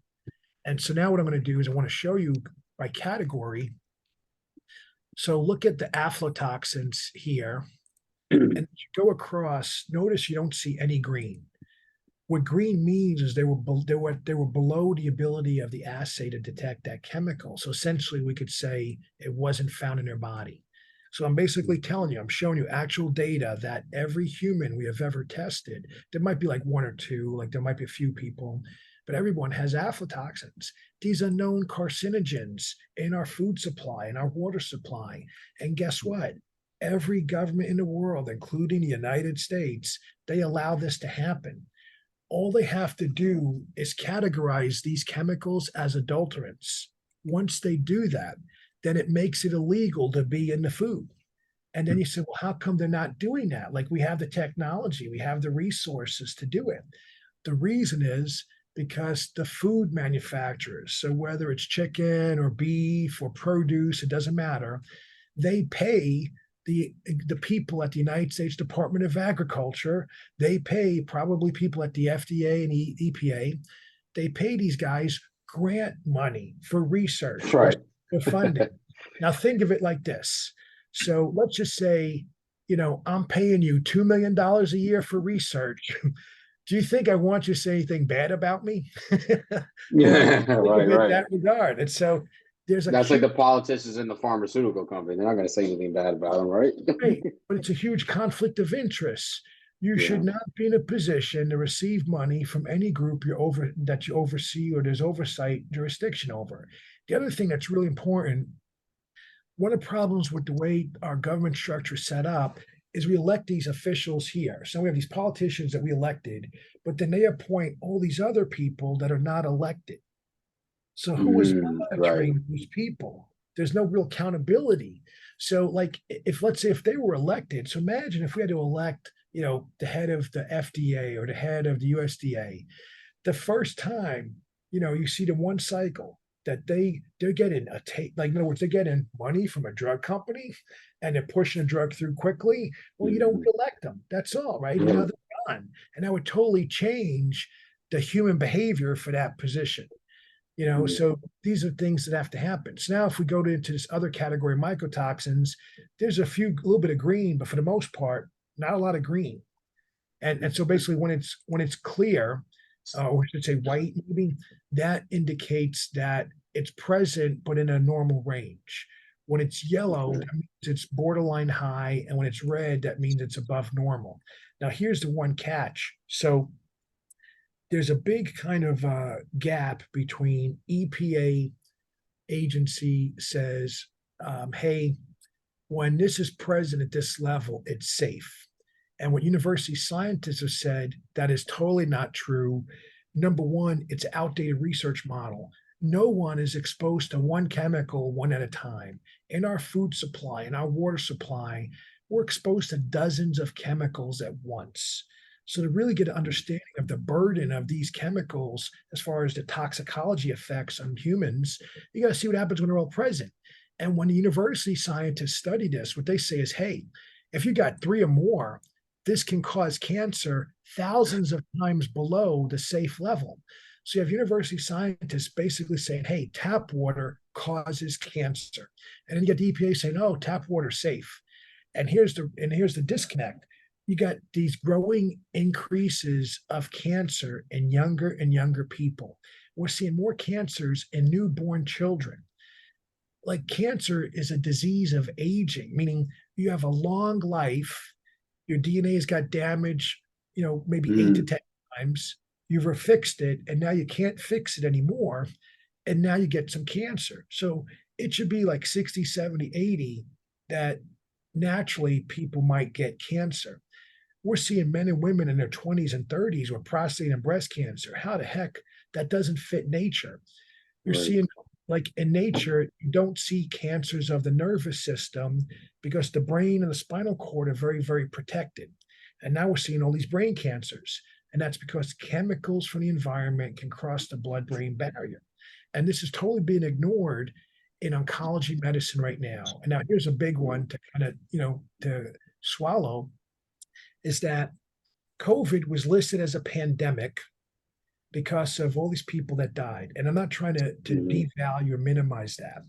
But if we look at numbers, more people die every year from cancer, and this has been going on Right. for decades.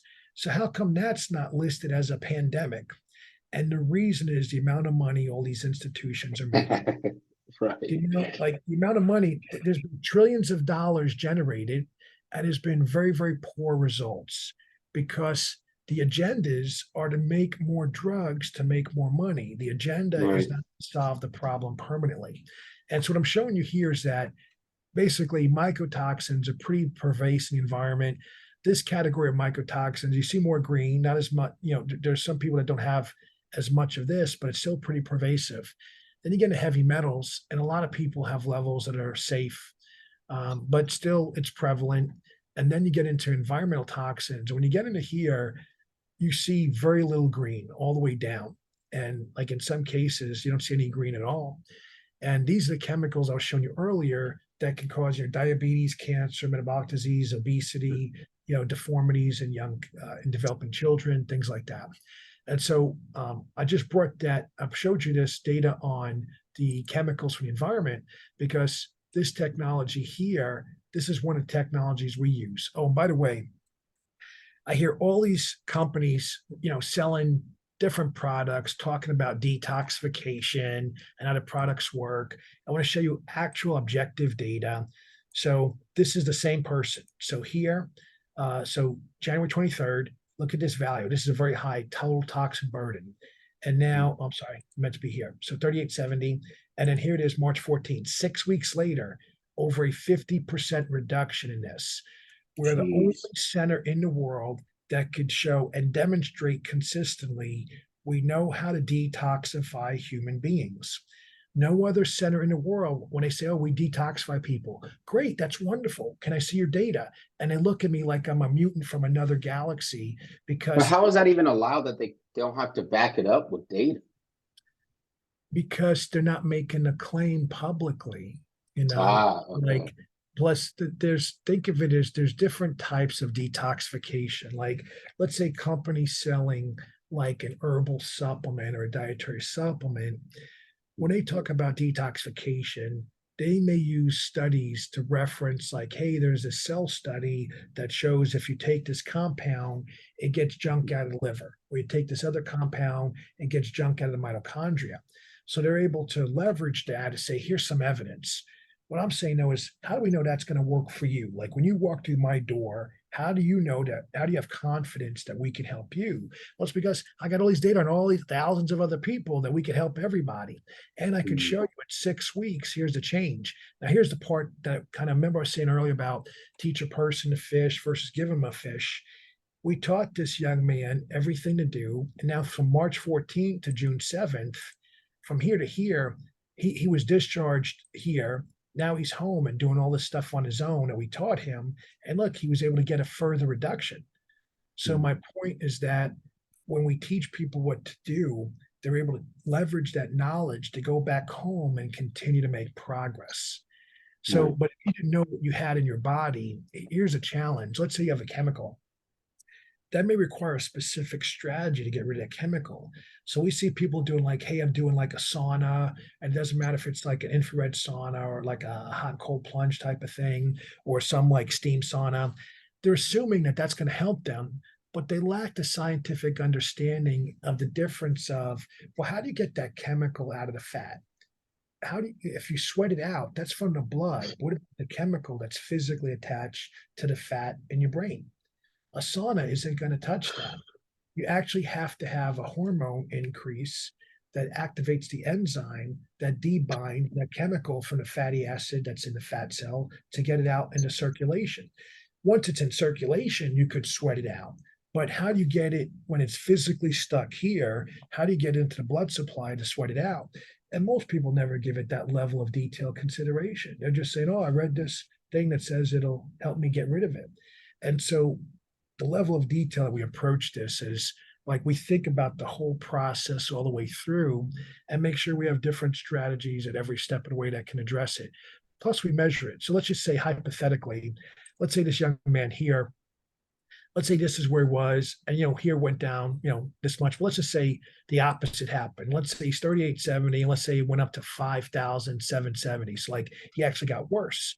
Well, then we'd have to evaluate, well, what was not done in terms of like biochemically, physiologically that could help him, or Mm. what has changed with the intake side. One of the things we saw, I don't think I have that guy's data here because I think he's part of a different data set, but we had one guy that he had levels higher than this, and we got him down to like everything was almost green, like literally every single thing was green, and it took about 6 months. So now this guy is basically like, think of it as far as we can measure. There's no evidence of chemicals in his body based on what we can measure. He then had a daughter that was getting married, and he went out. The family stayed like a week somewhere. I don't know the location offhand. And then he went from there. They went to Hawaii, and they spent 2 weeks in Hawaii. So essentially, he's gone for like a 3 week period, comes back to Arizona, and now roughly, let's say 4 weeks later, so I have some blood work and urine work here. 4 weeks later, comes back. He's like, man, I don't feel right. Something feels off. And I did all this traveling. Can we check my chemical levels to see if I picked up anything? So we test him, and his levels had gone way above normal for a lot of different markers. So what that tells me is that he was exposed to something somewhere during his travel because the chemical levels were like thousands of times above normal. Now we're Mm. finding humans with styrofoam metabolites, gasoline metabolites. These aren't people that are like drinking gasoline and eating styrofoam, right? So how does this get into their body? It's got to be from food contamination or some liquid contamination. So I showed you that because that's when I was talking about this. Now, if I go through this, I want you to see we have technologies where we could treat the blood with 6 wavelengths of light and then filter the blood. So here's me getting a procedure done. So I show people everything that I recommend, like I've done it on myself. Here's another time point doing the same technology, and I got different light pads. These are custom designed light pads. I have 2 and 2. Each pad is 80 watts of power. When people tell me things, oh, I bought this, red light therapy online or from some stuff that's being promoted, most of the junk online is milliwatts. The stuff that you want to use is watts, full watts. You don't want to use milliwatts of stuff. Mm. We're using things thousands of times above what most people would purchase because they don't know the difference. They don't understand the physics of light and things like that. We actually measure, like I drew blood, then use light, drew blood, so we know what happens as far as the energy of impact on the body. This is the exercise technology I was talking about earlier, exercise with oxygen therapy. So basically, we're the world leader in this. We've tested more humans than anyone in history, including the guys from Germany that kind of started the technology in the 40s and 50s. So basically, we have an oxygen concentrator that takes room air, concentrates the oxygen into these bags you see in the back, and then there's a hose that the person breathes through. We can apply light therapy to them. We now have new light therapy technologies where we're applying 10 wavelengths at the highest energy that's available anywhere in the world to people. So that our light that we're using now, it can go through a fur coat, it can go through jeans. You can have all your clothes on, and the light's still getting through the clothing and getting into your skin and getting into the body. So basically, it's like doing like 12 things at one time. And so I just have a man and a woman demonstrating it so you can see how it will be applied. And then we progress people now. We use exercise with oxygen therapy to dramatically enhance immune function. So here's some data on cytotoxic T lymphocytes. And basically, you can see without the oxygen, so breathing in room air, you have 142 as a count. Then when you do the same exact exercise protocol, it goes to 208. Now, that increase of 142 to 208, it seems like no big deal. It's only 66. What you got to realize is it's per microliter, and there's 27,000 microliters, and these numbers are times 1,000. So basically, think of it as 66 times 27 million. That's the increase. That's the difference. So you have all these extra cells to fight cancer in the blood in just 15 minutes. Now, here, these are natural killer cells. So look, it goes from 950 to 2225. That's also times 27 million. So you got like dramatic increases in the cells that fight cancer. Again, 15 minutes of exercise. Now, to put things in perspective, so people say, well, how come MD Anderson, how come Mayo, how come all these giant centers aren't doing this? And well, I know executives at these centers, and what they tell me is, Tom, it's just not enough money. So we would charge for 12 sessions, we would charge $1,500. And at 12 sessions, you could do every day and be, 12 days in a row. We could do 3 times a week and it lasts a month. So depending on where someone is, if I have someone with active disease that's progressing, I would tell them, you come in every day. We physically come in and open up the center for our patients on a Saturday and a Sunday. I've opened it Christmas Day. I've opened it up on other holidays, just because we understand when you're fighting for your life, cancer doesn't take a holiday. And so neither do we. We'll be there and we're going to kick cancer's ass because we're doing a number of things that make immediate physiological impact. And then now to show you something, here's a woman, 88 years old with lymphoma. So one exercise session, test her here, draw the blood, do the exercise here, draw the blood again, wait 30 minutes, draw the blood a third time. So this is what you see. And if you just look at this, like you don't really get, this is just different types of immune cells. This doesn't really tell you like, okay, how's our cancer doing? what else is going on in the body. So this is like the physiological effects of the exercise protocol on immune parameters. Now I'm going to show you stuff that very few people ever see in their lifetime. We measured every single organism ever discovered. So over 42,000 organisms we were looking for, and we identified 3 bacteria in her blood. This is a bacteria from a spider. There's a bacteria from a spider. There's a bacteria from sperm. So just so that you know, these bacteria should not exist in humans. So no human should normally have this for a number of reasons. One, these bacteria are not supposed to be able to grow in a human host environment. In other words, if it grows in soil, how the heck could it survive in blood? It's a totally different environment. And I wound up speaking with an immunologist because when this data came out, I had no idea what I was even looking at. And notice, so bacteria present, 15 minutes later, no bacteria, 30 minutes later, no bacteria, 3 months later, no bacteria. She no longer has lymphoma. So we did no chemotherapy, no immunotherapy, no supplements, no medication of any kind. We just did exercise, no lymphoma. Now, the significance of this, though, she was breathing in oxygen while she was doing the exercise, and I was pushing her pretty hard. So this was not a casual stroll in the park. This was basically, an older woman being pushed to a physical capacity. Now, when I talked to the immunologist that from the lab, and I said, explain to me how these organisms could be surviving inside of someone. And so he said, typically they get bitten, and then these organisms have mutated. So think of it like a subspecies of sorts, and they can survive inside of our cells. And so when we exercise, they come out of the cells, and that's when immune system can really do its job of killing them off. And so we basically found no evidence after one bout of exercise. Now, after this, the lymphoma was gone. Now, I can't say like, hey, EWAT treated her lymphoma simply because I wasn't really measuring those markers at that point in time. This was done in 2020. No one in the world had any data about this at that time. We were the first group. So now we've done quite a number of people. So now we have a database of organisms. We've now identified all these organisms that we could treat either with exercise with oxygen or with blood ozone treatments. We have different ways, but all these different organisms, and over here includes fungi, even COVID, and even Lyme organisms. All this stuff treated without drugs, or everything treated with either exercise, oxygen, ozone. And so we treat over 500 people with COVID. Not one person lost their life. Compare that to all these people dying in hospitals that they were just improperly treated. And then here we have now all this data on all these different immune parameters with all kinds of different cancers and different conditions. Every one of these people, except for a few, like I have a case here. This is a guy that was on hospice. So this guy was bedridden. He was told he's going to live maybe a few more days. That was October 6th when I first tested him.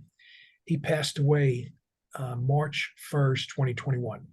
So basically, what you see here is his immune markers. We were exercising him every day at the beginning, and then eventually 3 days a week. And you see, even when he was on chemotherapy, his immune system did get better with time. So exercise can stimulate immune function. It takes time, but it can compensate for the immunosuppressive effects of chemo. And when we were done, first, it took about a week and he was no longer bedridden. He was walking. And then we got him hunting. He could walk 9 miles carrying 2 rifles. So everyone around him thought he no longer had cancer, even though he did have a terminal prostate cancer. And when he passed away, he went to sleep and didn't wake up. He wasn't taking morphine and codeine and over-medicated. He was very lucid, could talk to anyone.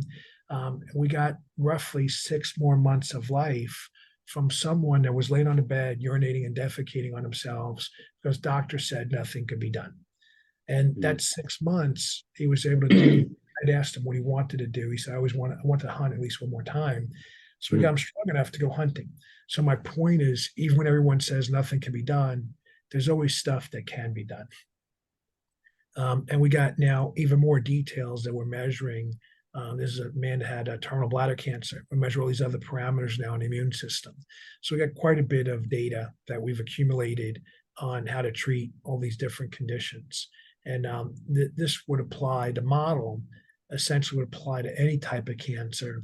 But with the testing that we're doing, that's how we get more precise details, like what supplements do they need, what medications do they need, is there certain other things they need to address. Like, for example, a lot of times people with cancer have either a really high prolactin or they have a really high parathyroid hormone, and those never get measured because they're not traditionally associated with the type of cancer that person has. So basically, you have some hormone stimulating the cancer to grow, and no one ever knows about it because no doctor ever ordered the test. Do you guys, I mean, I know you guys primarily deal with a lot of people with cancer, but has any of this stuff been studied or worked with people with like the brain stuff, like dementia, Parkinson's, Alzheimer's, and stuff like that? Yeah, actually, well, I've been working with NFL athletes for a long time. We were the first Mhm. center to show complete regeneration of damaged brain areas. So we've got a number of Whoa. athletes that, one of the sad problems. So here's one of the problems with, so someone, let's say with Alzheimer's, someone with like some brain concussion issues. So that's like your military guys, your NFL guys, your fighters. I can't really have the conversation with the patient because they're not going to remember anything, right? They're just not going to know. Oh, great. Okay. So a really, really close example, one of my close friends played on the Ravens for years, 2 Super Bowl wins. He calls me one day and he's like, look, man, if I close my eyes and someone from behind me just slightly touches me, I'm going to go down. I'm going to fall to the ground because it's like I got no balance all of a sudden. So I'm Whoa. afraid to close my eyes. I'm afraid to blink because I'm afraid as soon as I blink, I'm going to fall. But as long as my eyes are open, like my balance is fine. And what that tells me is there's damage to the cerebellum because when you close your eyes, then you can't use visual compensation. You have to rely on a different portion of the brain. And so I was like, dude, you got to come in. He goes, well, let me think about it. And I go, dude, you're not going to remember this. He's like, no, man. Mhm. Oh, I said, all right, I'm going to email you right now. We spoke. Here's what we talked about. And about 2 weeks later, he calls me, he goes, hey, man, I'm really afraid when I close my eyes and someone touches me, See. I'm going to fall down. Yeah. So I'm like, dude, we just had this conversation. And so he goes, no, we didn't. And I go, dude, check your inbox. And he's really good on texting, but he sucks on emails. So he looks in his inbox and he's like, "Oh my god!" He's like, "Dude, I don't remember this ever happening." I go, "I told you, you got like you're not gonna remember shit." And so that's why you can't be in charge of your health because you're gonna forget all this stuff along the way. And then how do you know you're staying on track to advance? And so typically that's where I got to talk to like his wife or talk to someone else, in some cases a child, their son or daughter, because they can't remember the stuff to stick with it. And we see that now. I got a number of sports agents that we take care of, and these guys have closed billions of dollars in deals, and they got massive neurological issues, but they don't go out in public anymore. They don't let anyone see them because they want anyone to know they're suffering. But this is all stuff that is treatable. It may take time. Like one of the challenges, like in a case of like some like ALS, Parkinson's, Alzheimer's, multiple sclerosis, an injury. A lot of times there's pre-existing issues that were not known. And now you get to the point there's either an infection or trauma or something else, but there's like another triggering event. And that triggering event kind of now starts this disease process. So you can't just like do one thing. You got to address all these other issues to really get a healthy enough environment to repair that damage. And in some cases, we got to use things like exosomes or stem cells or peptides to really help them. Like, think of it as like things have become so depleted and have regressed so much. You're not just going to eat fruits and vegetables and fix that damage, right? That's just a lie. You're going to have to do something way, way more aggressive than just nutrition in order to repair that damage. And it's going to take time and effort. Like in some cases, it's taken 1 or 2 years. But what happens is if you tell someone, it's going to take 2 years, they think, oh my God, that's so long.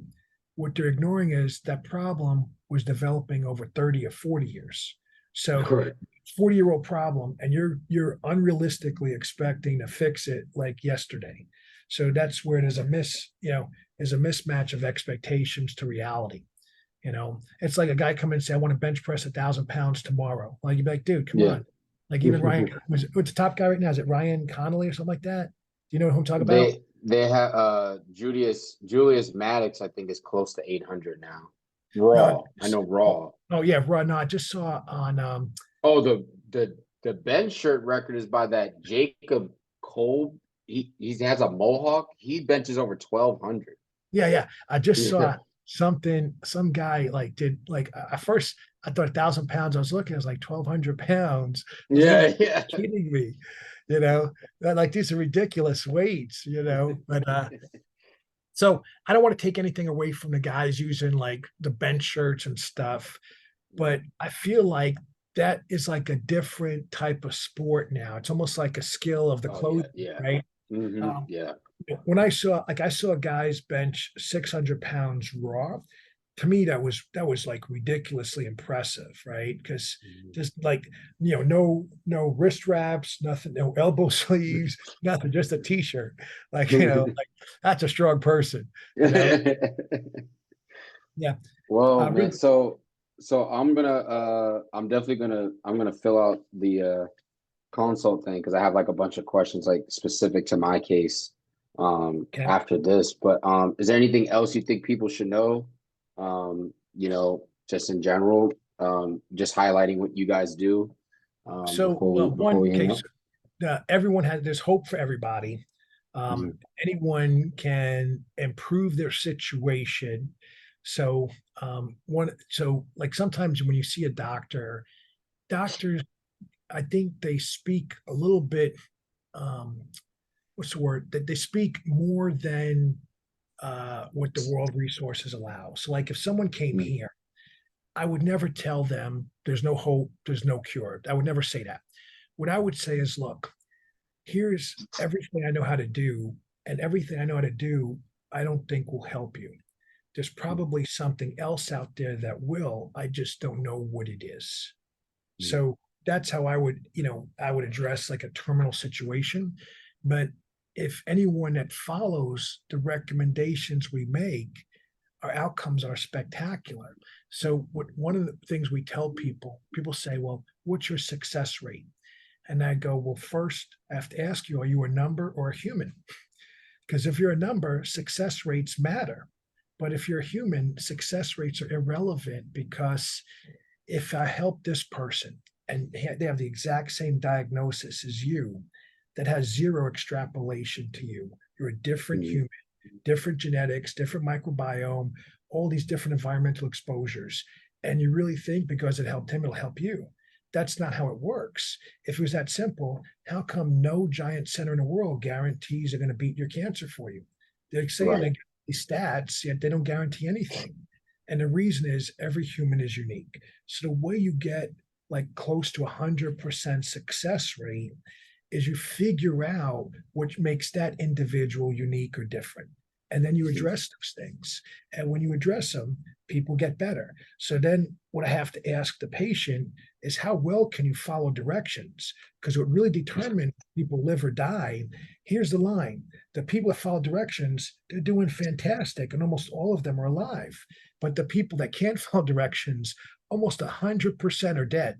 So which Right. do you want to be in?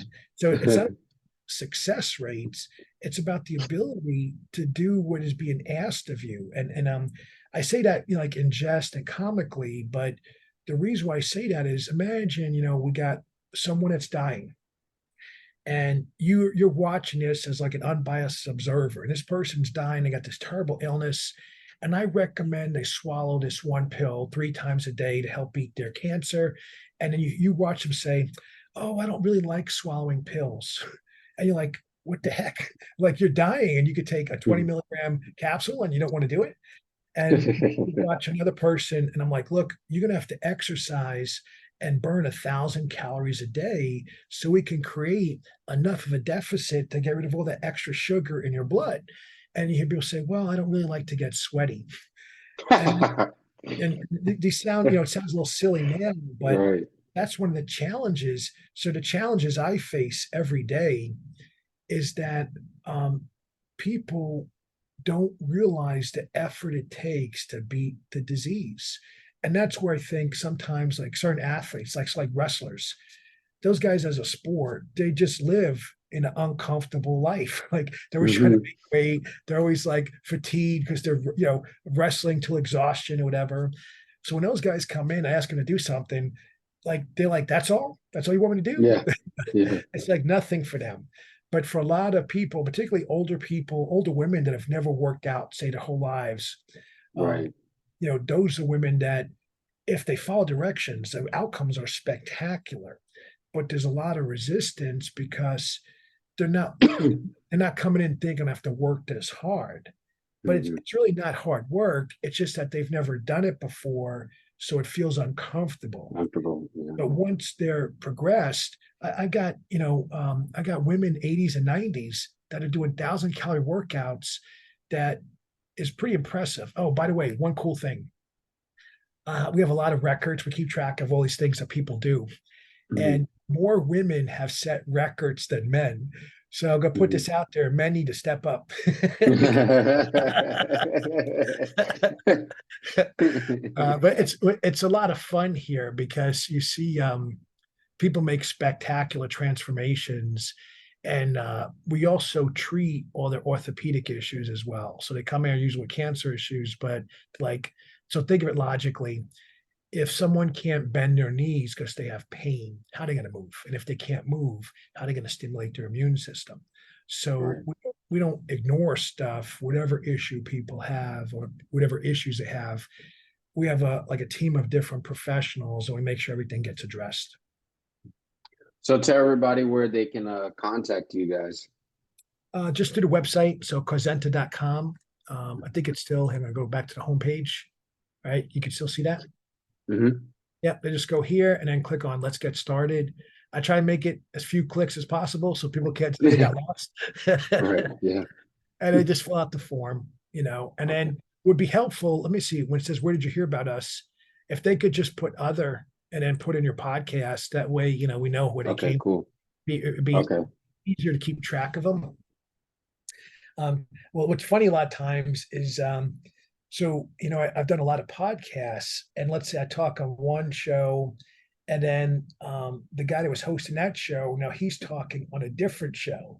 And then Mhm. he'll say, yeah, I know this guy, Dr. Tom. And so we'll have people contacted us. They'll say from a podcast, well, that's great. Which one? And they'll throw some name out like, I never heard of that. I don't even know like what country is that coming from? It's just because the ripple effect, or the domino Yeah. effect, it's just kind of funny. So any last minute questions maybe I can answer for you before we wrap things up? Well, no, I probably should save it for when I do the consult with you, I'm guessing, right? Yeah, Yeah, yeah. just But for I mean, that. like for Yeah. your audience or anything. Oh, well, no, I think you answered a lot. I mean, so much more that I probably asked and we got into was more about the cancer. And I have more of my audience is just almost on strength conditioning. But you've also talked about so much stuff that still, like I said, can impact athletes and stuff like that. So we covered a lot. I mean, you're gonna get the the brains really thinking about this because a lot of us, like a lot of my followers follow Lead Up TS. So yeah, they have a lot of Yep. they hear about when Dave talks about like, you got to get all your blood work done. Whether you're trying to be enhanced or you're trying to figure out why this isn't working or your recovery's off and all that stuff. But like you went in such more detail, I think that sometimes they even go to on there. So I think we went above and beyond Yeah. really what So I hoped for. And I left with a lot of surprises. I took a lot of notes. So cool. Well, there's so in terms of measuring humans, no other center in history has measured as many different people for many different molecules as we have. mm, And what's real unique, you saw how easily it was for me to display large amounts of data on a variety of right. people. I just pulled it up while we're doing a podcast.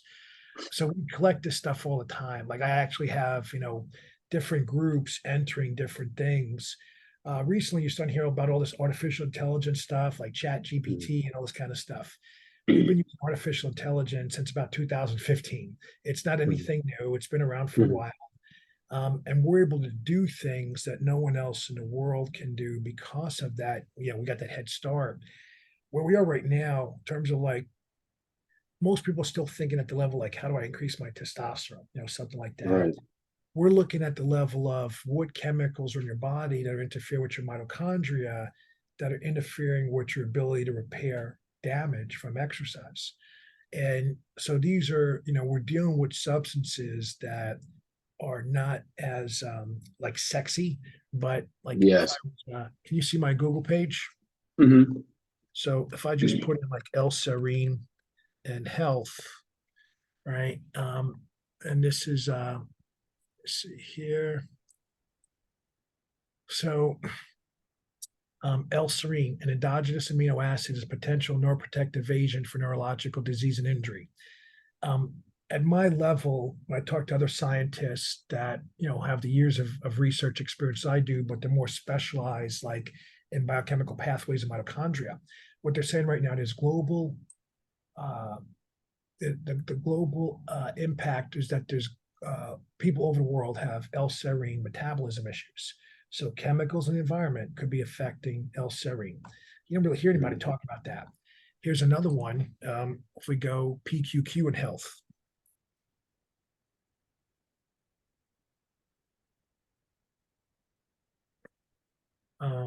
here's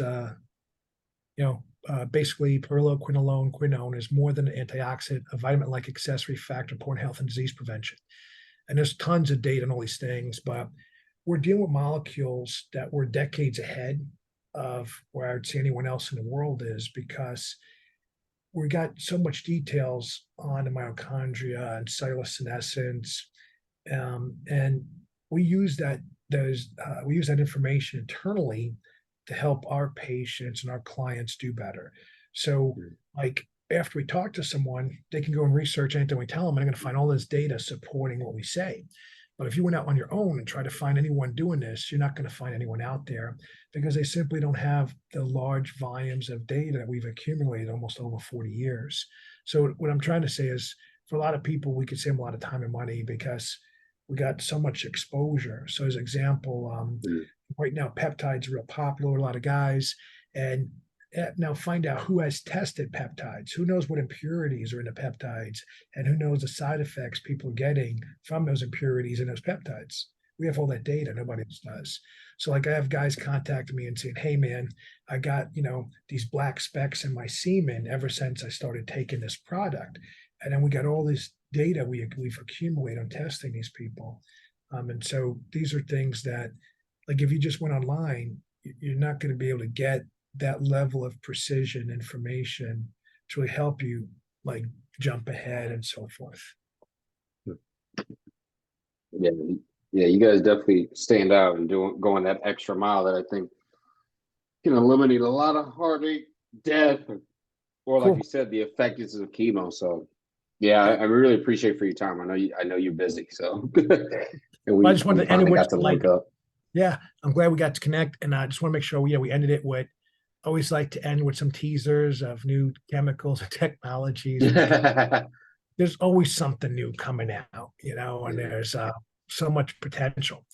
Well, are you comfortable with ending things now, or do you need anything else from me as far as for your audience, or you think everything's No, good? no, that was perfect because you told them where to find you. So All I'm right. definitely I'm good. gonna, And like I said, I'm gonna, you said what?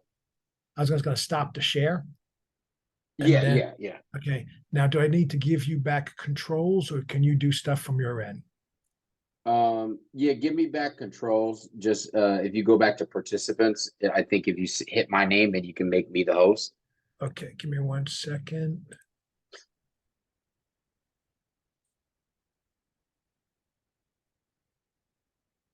All right, try that now. I just want to Okay. make sure I did it right. Yeah. I don't want to mess up the Yep. recording. No, no, no. Yeah, that's I was like, I don't know if it will, but just in case. So yeah, man, I appreciate you. And then like I said, I'm gonna log into the website and then fill that out. So then we'll talk off recording and everything too, and move on from there, because I definitely need to. I definitely have like just been my eyes open in other ways to like just approaching this different, and I want to, I want to come out and make this as effective as I can, and I don't want to, if I can avoid doing this a third time, but also make sure and obviously lessen the effects of chemo and all the other stuff I got to do. It's like I'm trying to do that. So Sure. yeah, yeah. So appreciate you, and we'll be talking soon. Awesome, man. Have a great rest of your day. Thank you. You too. Bye bye.